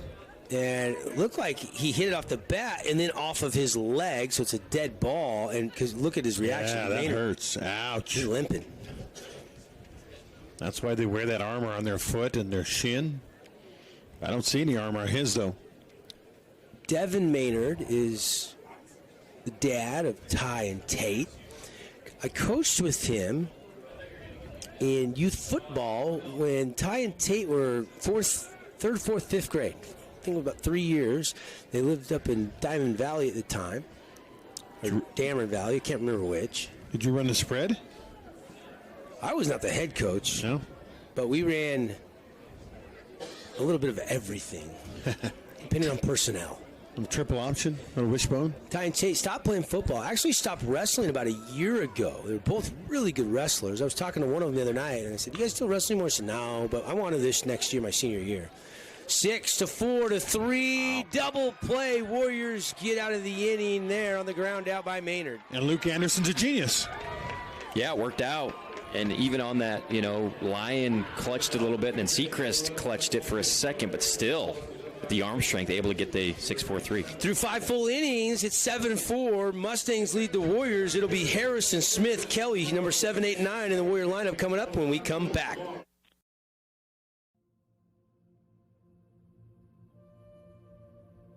When I enter the field every single day, it's like stepping onto a battlefield. I don't know what I'm walking into, and I don't know if I'm coming back. And there can't be any slackers out there trying to do what I do. The most important thing to know is that they're watching you. They're always watching you. They don't sleep, and they're waiting for the opportunity to pounce. And unless someone is out hunting them, we're gonna be the prey. Because it's kill or be killed. Oh, lunchtime.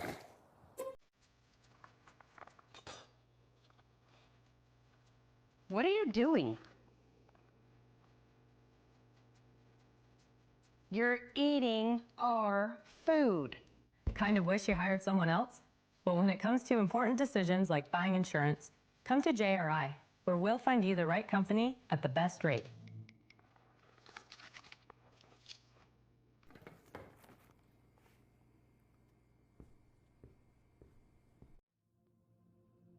Here with Andy Griffin, Andy Thompson, part of your hometown 97.7 ESPN broadcast team. It's been our privilege to call baseball all season long for all of Region 10 sports, and obviously appreciate calling the state championship for you at KSLSports.com. We're on Utah Sports TV and, of course, on the radio for you tonight. Game 1 of the best of 3. And, again, Ryder Harrison, the number 7 hitter in the Warriors lineup, steps in. Warriors down 3 right now.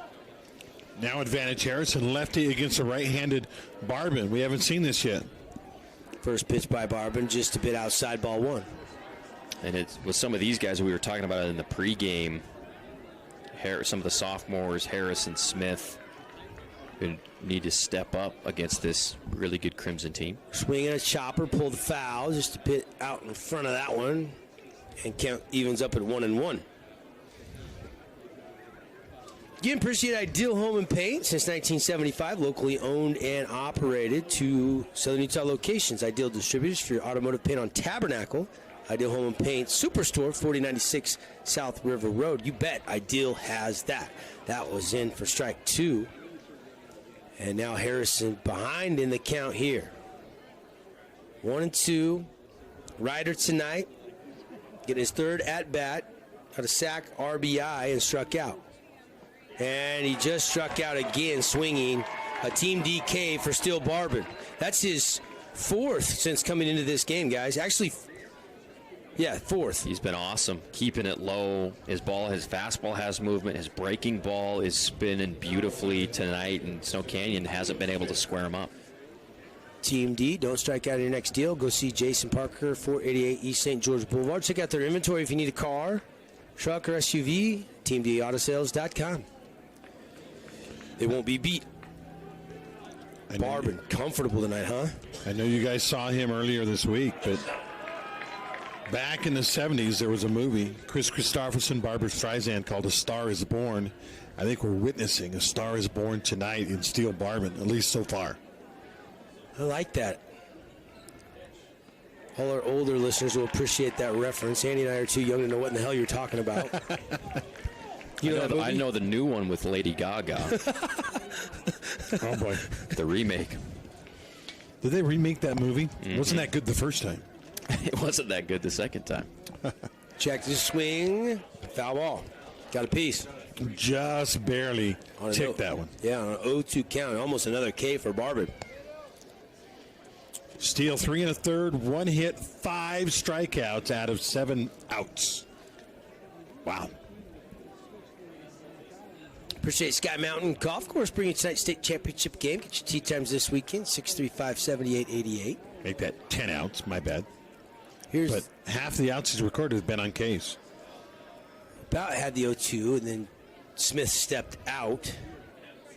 He's 2 for 2 with a run scored and an RBI. Smith swinging it well tonight. Can he do it again? High, ball 1. He's got some work to do.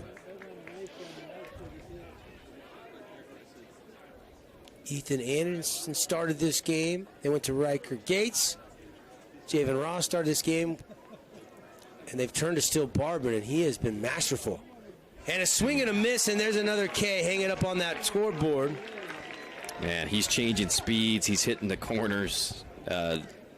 I don't know how you hit this kid right now. I was walking out of the ballpark the other night with Coach Abbott, and I said, how's the pitching look? And he's like, we got some dudes.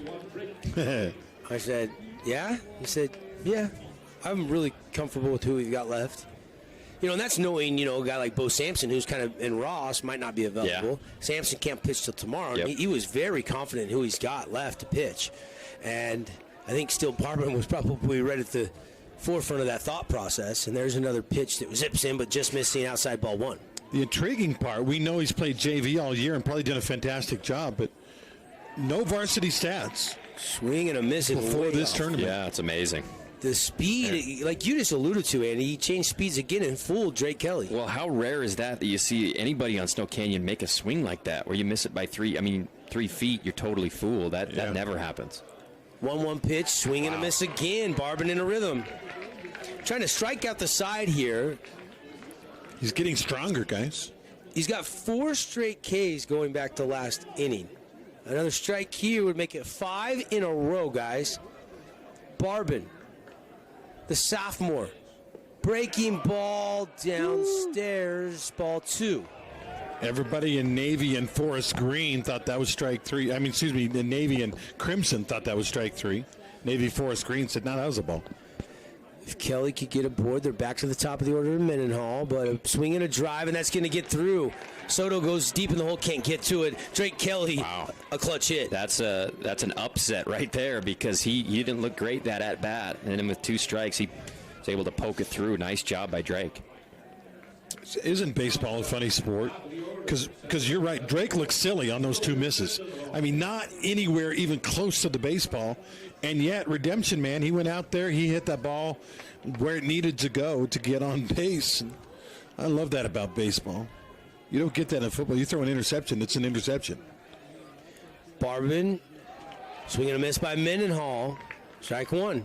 Jumping on that first pitch again for Logan, just missed it.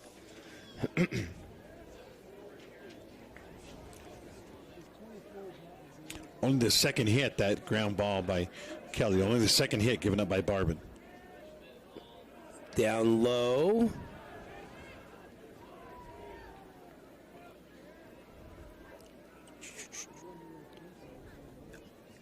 Tense moments here. Top 6. Can the Warriors get a little 2-out rally going? Barbin has Mendenhall chop that one foul down the third baseline. Appreciate Camping World. Huge selection, all the top brand sales, parts, service, 1500 Hilton Drive.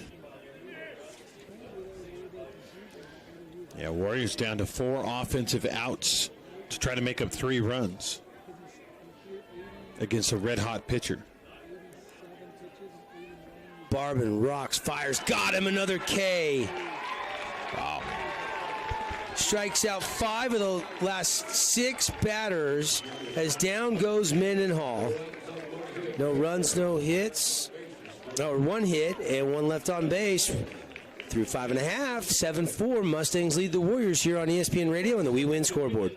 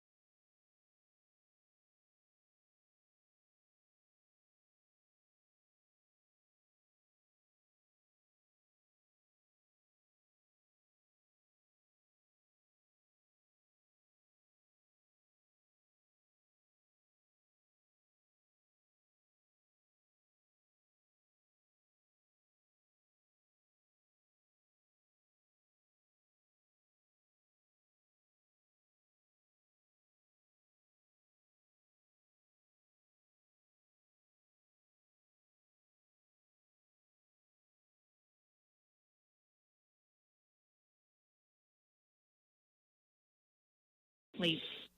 Welcome back to the game. Brought to you in part by Team G Auto Sales.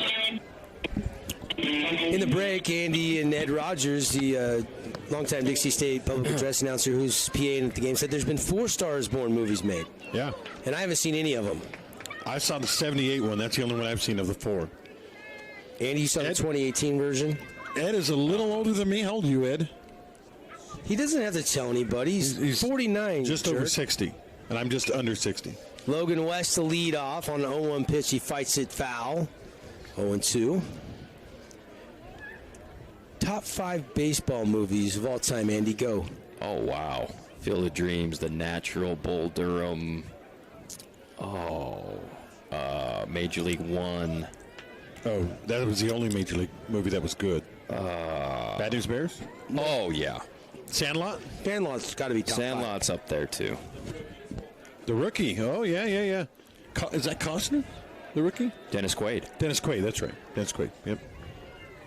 Costner was Field of Dreams. And by the way, if you want top 5 baseball movies, Field of Dreams, Field of Dreams, Field of Dreams, Field of Dreams, Field of Dreams. Seriously. 2-2 the count. And Logan West rips it past Lyon, who was playing him to pull. And that's a hit for West to lead off the inning. Yeah. How about what the major leagues are doing with playing these major league games at the site of Field of Dreams out there in Iowa? That was one of the coolest games ever. I mean, I got all emotional. Yeah, it was incredible. I mean, you talk about your hair standing up on your arms. And their old uniforms, you know. Coming out of the starters coming out of the cornfield. They're going to keep that going. I can't remember who they announced this year that's going to play that game. But that is a cool deal. Good on Major League Baseball. They need more like that. Snap throw, and they got him wandering off, but not in time as Anderson applies the tag late down at first after West dove back safely after he led off with a hit. My son owns a lot in Santaquin right next to his house. He said, Dad, should I turn it into a Field of Dreams? My answer to him, build it and they will come. Gates, watch the Soto bunt it right back to Gates, only plays at first. High, but Anderson comes down on the bag in time for out number 1, 1-3, the put out. Nice job getting it down by Soto. Good job by Anderson getting down just in time to get the out. Say, hey, man, they got 7 runs. Why are they playing small ball? But think about this. An 8-4 lead versus a 7-4 lead going into the 7th. That's absolutely monumental. That would be huge, and that's what Coach Abbott is playing for right now. Get that one extra run. That might be the difference between winning and losing. Especially with Sechrist, Anderson, and Lyon due up in the 7th. 2, 3, 4 hitters in the Warriors lineup. Some tough outs there. I think it would be the, third time through the lineup for those guys? At least second time through. It'll be the I think it's the fourth. Yeah. Well, against Barbin, though. Oh, yeah. Oh, against Barbin. Sure. No, Barbin's pitched 4 innings, allowed 2 hits. So he's faced, 14 batters? So actually only the second time through for those guys. Yeah, because Barbin struck out Anderson, and that was like the third batter he faced back in the 4th, right? Mm-hmm. Or, did he come in at the end of the 3rd with 2 outs, right? Yeah, he did. So he has actually 1, 2, 3, 4, 5, 6, 7 Ks for Barbin in relief. Yep. 7 Team D strikeouts. And no walks, no hit batsmen. He's been good. Riker Gates trying to steady things, don't want to give up any insurance runs like Andy was just talking about. Baldwin has other ideas up the middle. Backhanded by Sechrist. Throw is there. What a play by Cruz Sechrist at second. Amazing sliding, and that ball backhanded, snow coned it, and makes the play. The runner advances, but still, that was a tough play. Great range going to his right. Reminded me of Shea Anderson over at Dixie, who can cover virtually the entire field. Secret showing he's got plenty of range, too. The backhand in the hole. And how about this? Intentional walk. Not the worst thing in the world to do. I think the obvious choice. You mean you don't want to pitch to the guy that just hit a 3-run homer? Fans don't like it. Sophomore?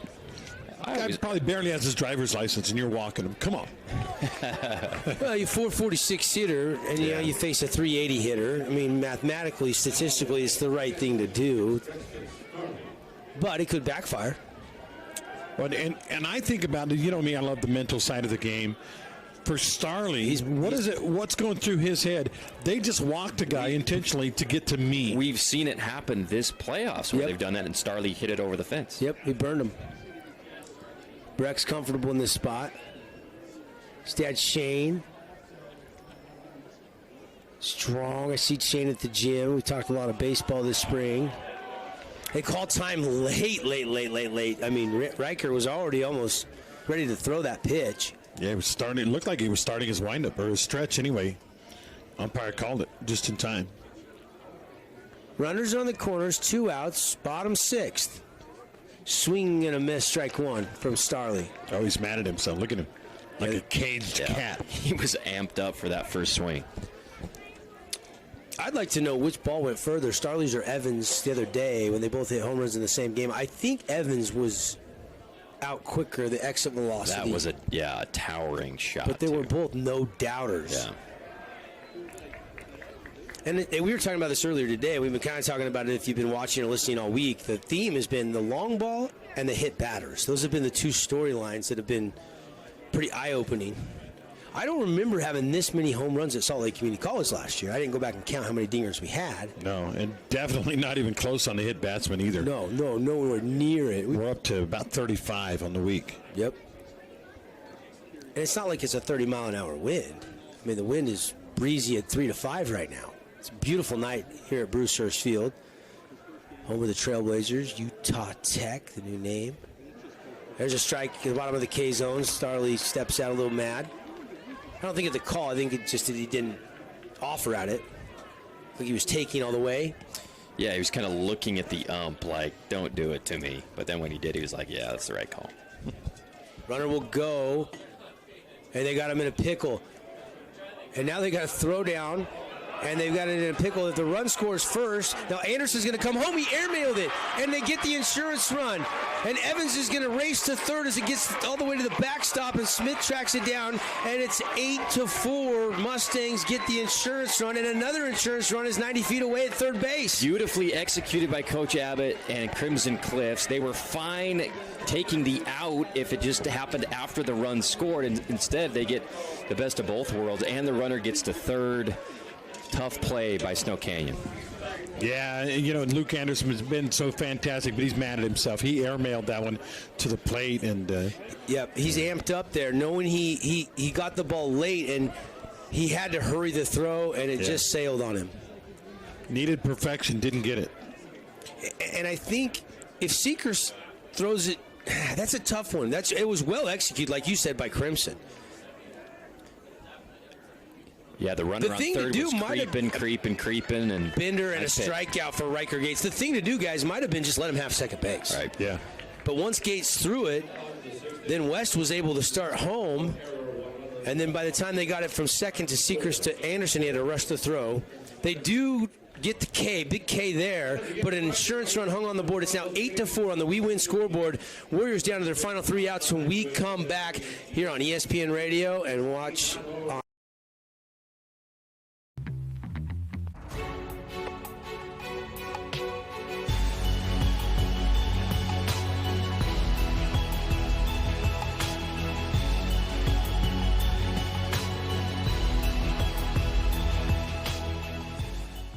Hey Southern Utah, Tyler here, Boulevard Home. We wanted to take this time to thank you for voting us the best furniture and appliance store in Southern Utah again this year. We couldn't do it without you. We appreciate all the support from you as well as the community for the 47 years we've been in business. So thank you from the bottom of our hearts here at Boulevard Home. We love you and we love Southern Utah.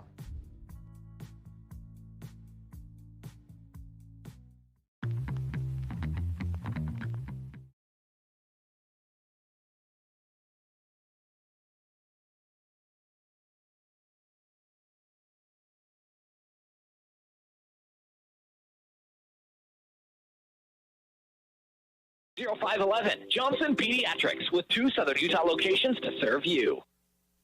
Welcome back to the game. Brought to you in part by Sky Mountain Golf Course.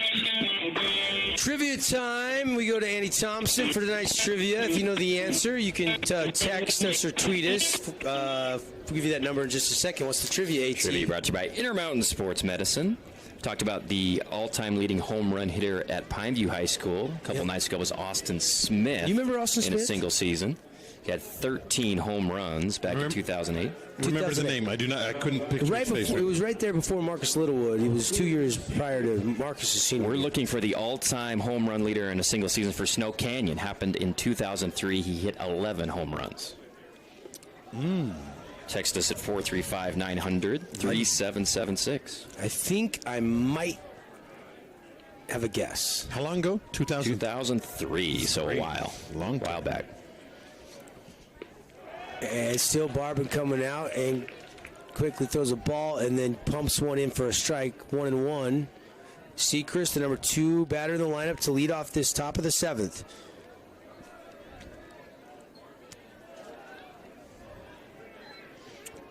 And ball in the dirt.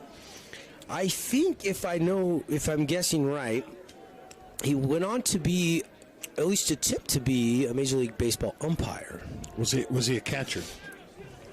Do you know that, Andy? I do not. Okay. He played at Dixie State, if I'm not mistaken, and was teammates with Abe Candelaria, Clint Anderson, and those guys that played for Mike Littlewood the last couple years before they went to D2.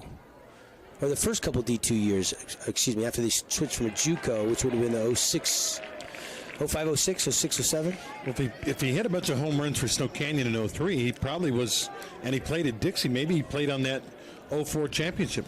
No? I think it was just Went a year on a mission, or two. maybe? Yeah, maybe after that, a couple years. 3-2 count here to Sechrist. And a slow roller to second. And it's booted, and he's safe. Uh-oh. It was a routine play. It took a little bit of a weird hop off the lip that kind of got the timing off there for Maynard, but huge. Sechrist, once again, Barban making them take bad swings that I haven't seen them take all tournament on balls off the plate. Sechrist did a good job with 2 strikes just to put it in play the other way, and something good happened for him. Yeah, biggest problem with that one, Andy, maybe he wasn't hit hard enough. Yeah. And he had to wait and wait and wait for it, and then he had to hurry. First pitch into Anderson, ball 1. But that gives a good team. We've said it how many times? 1,000? You can't give good teams extra outs. If you know the answer to trivia, text 435-900-3776. That's our text line, 435-900-3776. Now, Devin has an advantage because he has a memory for this kind of thing. Andy and I were talking about what was the score of last year's championship baseball game, and Andy and I were both like, I have no idea. I can't even remember. I couldn't even remember the team Snow Canyon beat. Yeah, I mean we do a lot of games. Yeah. We do a lot of games, but that was Mountain Crest, wasn't it? Yeah. Who had 6-4, but beaten Desert Hills 13-0. Was it 6-4? Really? I'm guessing off memory. I could be wrong. That was my guess. And that one, strike one to Anderson, and the count is now 2-1. I'm going to amend my guess earlier that his shoes were yellow base. I think they were white base, and that's all sand and baseball dirt on those shoes. That's what I was thinking. They beat Mountain Crest 6-4. Wow. That's the memory you were just Dixon, talking about. right there. Devin, he's got the Larry Jewell mind like a steel trap. I've heard a lot of good things about Larry. Had an incredible memory. Is it up? Is it in? Yes, it is. I heard he used to answer his own questions. Yes, he did. That was his thing. A swing and a shot by Anderson. Baldwin on his horse, can't get to it. Anderson's going to turn for two. Sechrist heads for third, and everybody's safe. It's a double for Luke Anderson. I was just about to say, you've held Luke Anderson hitless this game. You got him down with 2 strikes, and then he blasts one to keep hope alive here for Snow Canyon. And Isaac Lyon steps in with nobody out in the top of the 7th. Crimson still up 8-4. I don't, they're going to come and visit with Steele Barbin, but he has been so good in this game. Yeah, second time through, maybe third time through here in a minute, but I think you got to live and die with this kid right now. I would leave him. Yet he has not pitched this many innings in a varsity game the whole season. Yeah, hadn't pitched any innings this whole season. Just in the state tournament earlier this week. That is it, and that's probably why we haven't got any stats on him. They haven't updated them. That game was after quick. Game after game. Yeah, I think he's just checking on him. You good? You good? I believe in you. Okay, go get it done. I mean, that's it from Justin Abbott. I'm guessing, but something along those lines would make sense. Some managers go in there and they crack a joke or they say something funny or make fun of their shoes or something. I don't think Abbott's that kind of guy. But in the right circumstance in a regular season game, maybe. Kind of levity, yeah. State championship game, probably not. All business. Any guesses? We got a correct answer.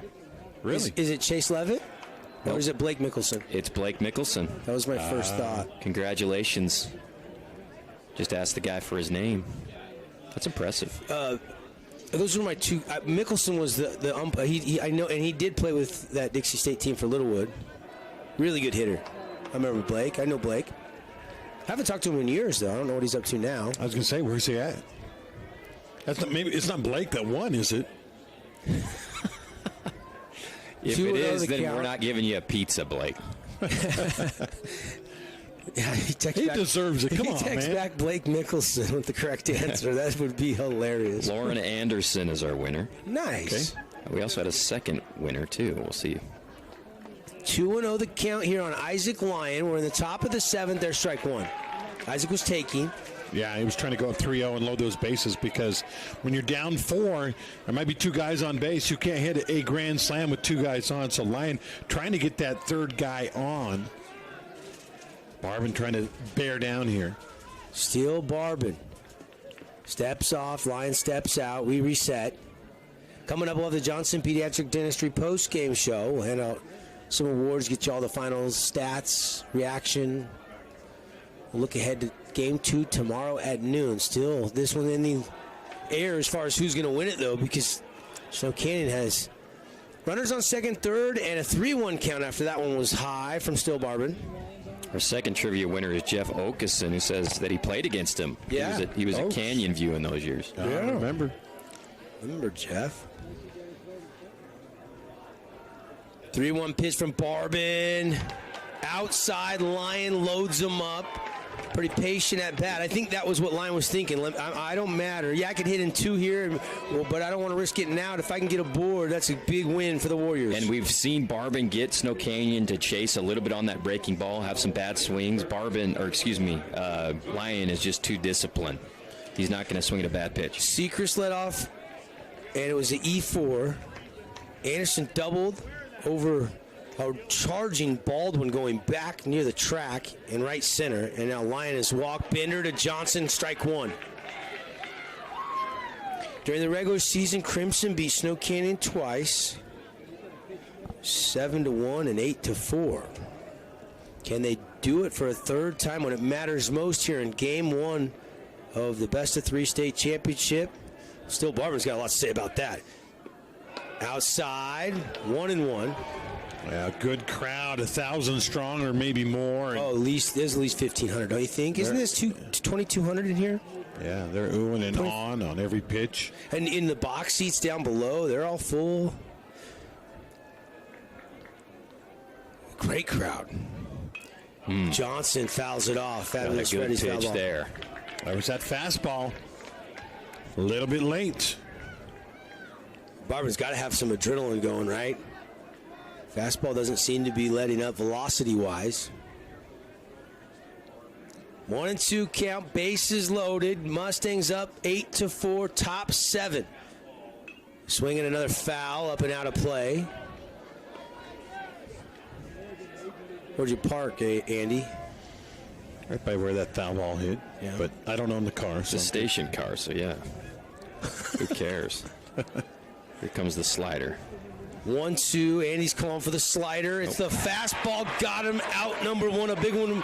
A team DK for Barbin. Look, I was right on the Warriors game tonight, okay? So I'm 0 for 4 in the baseball game.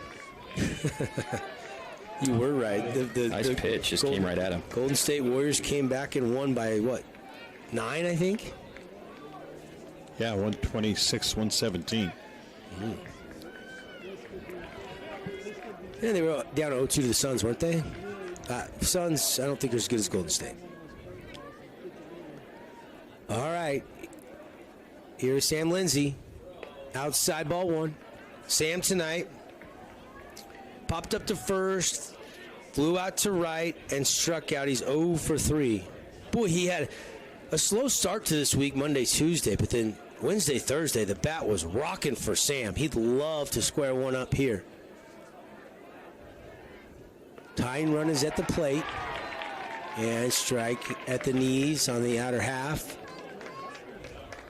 Barbin's command has been impressive. Lindsay. Right-handed batter, Barbin the right-handed pitcher. Bases loaded. Tying run at the plate. 8-4 Mustangs. Here's the pitch. Swinging a chopper, but foul of Coach Seacrest over there at third.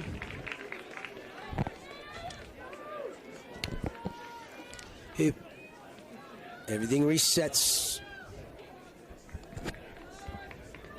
Barbin long look in at Breck Starley, who's looking to the Mustang bench for maybe the pitch they want here from, I'm guessing, Mike Gargano, the pitching coach of the Mustangs. Barbin outside heater, 2-2.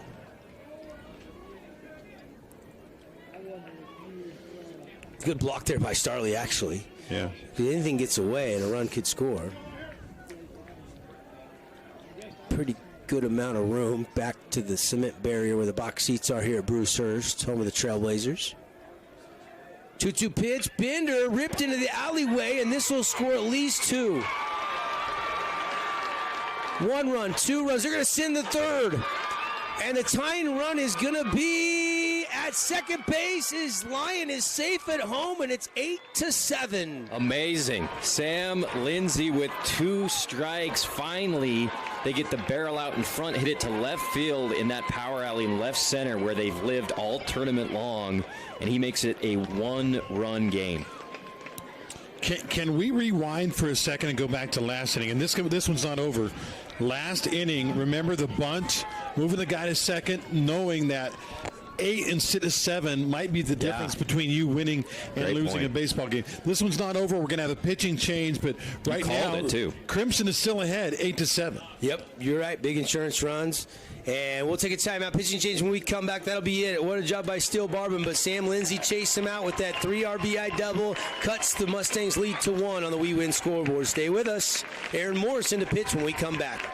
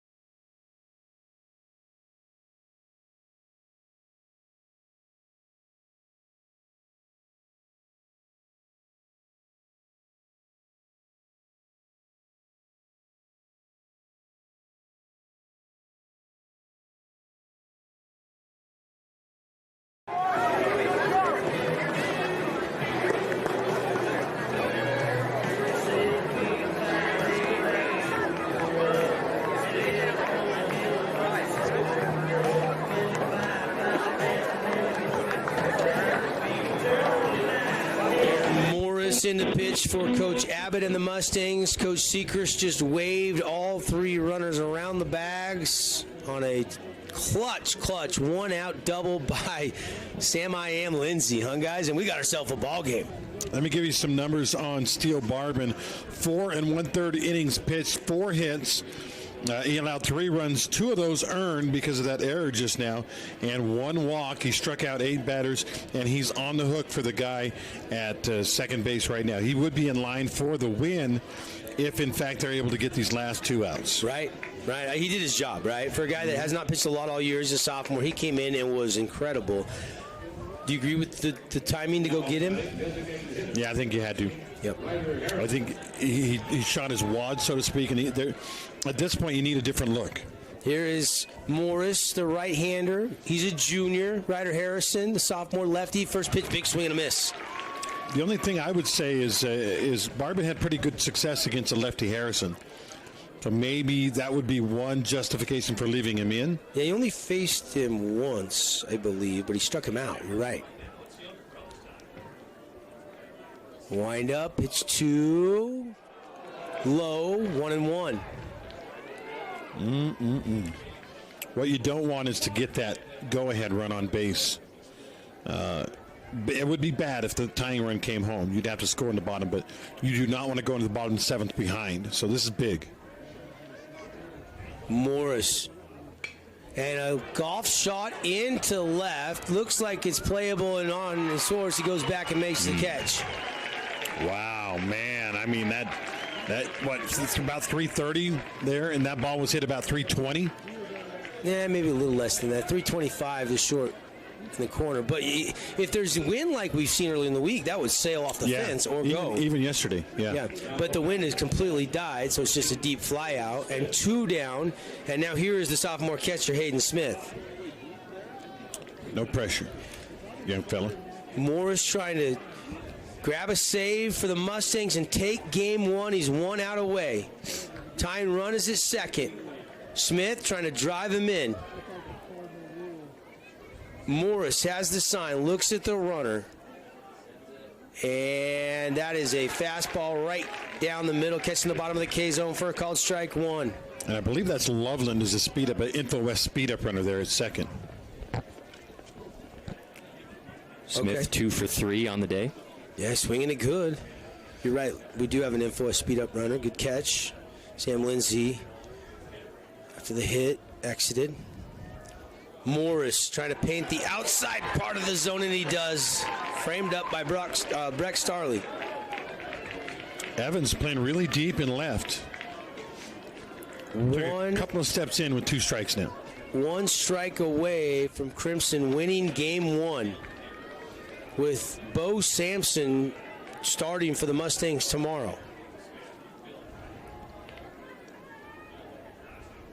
And a swing and a golf shot on a hop. Soto's got time, gloves it, throws it, and ball game. Mustangs take game 1 by a run, 8-7 over the Warriors. Put it in play. It took him forever to get to Soto, but he knew with his arm he could chill out, get it on the big hop, and wing it over and win the game. Nice play, and what a tremendous effort by both teams. That was a really fun game to watch. Game 1 is in the books. We'll talk about it and clean it all up for you in the Johnson Pediatric Dentistry post-game show. We'll hand out some awards, lots of stats. Stay with us. Timeout. Again, the final. One more time on the We Win Injury Law scoreboard. 8-7. Crimson Cliffs beat Snow Canyon.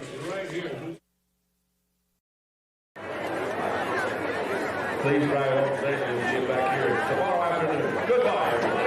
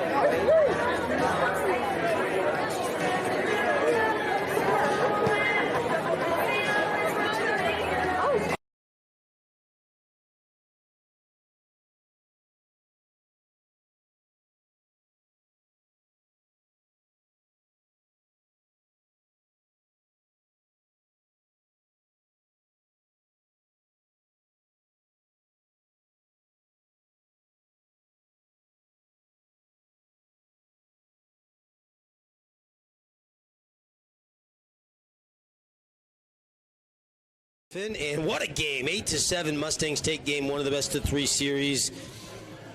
We've got lots to do here in our post-game show, brought to you by Johnson Pediatric Dentistry, and he makes your kids feel right at home. 2 Southern Utah locations, and summertime coming up. Kids are, graduating and school's out next week.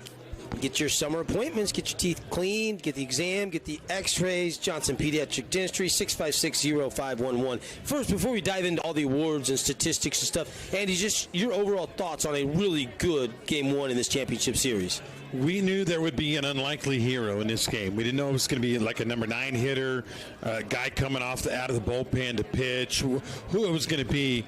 The unlikely hero in this game was Steele Barban, a kid with 0 statistics in the regular season at the varsity level. Pitched earlier in this state tournament, and today he was spectacular. Yeah, they finally chased him late, but what a performance from Steele Barban. Incredible. I agree with AG completely. I mean, he came in, Javen Ross started the game. He was one of their best pitchers in the regular season, was coming off that injury, didn't last very long, and you depend on the sophomore to come in and take you, as far as almost the distance. And I mean, his repertoire was on point. Breaking pitch, fastballs, overpowering Snow Canyon, making them swing and miss at pitches that we haven't seen him swing and miss all season. He was spectacular. Obviously a future star. I got to give AG credit. Tip of the cap to you, AG. You said you felt like this was going to be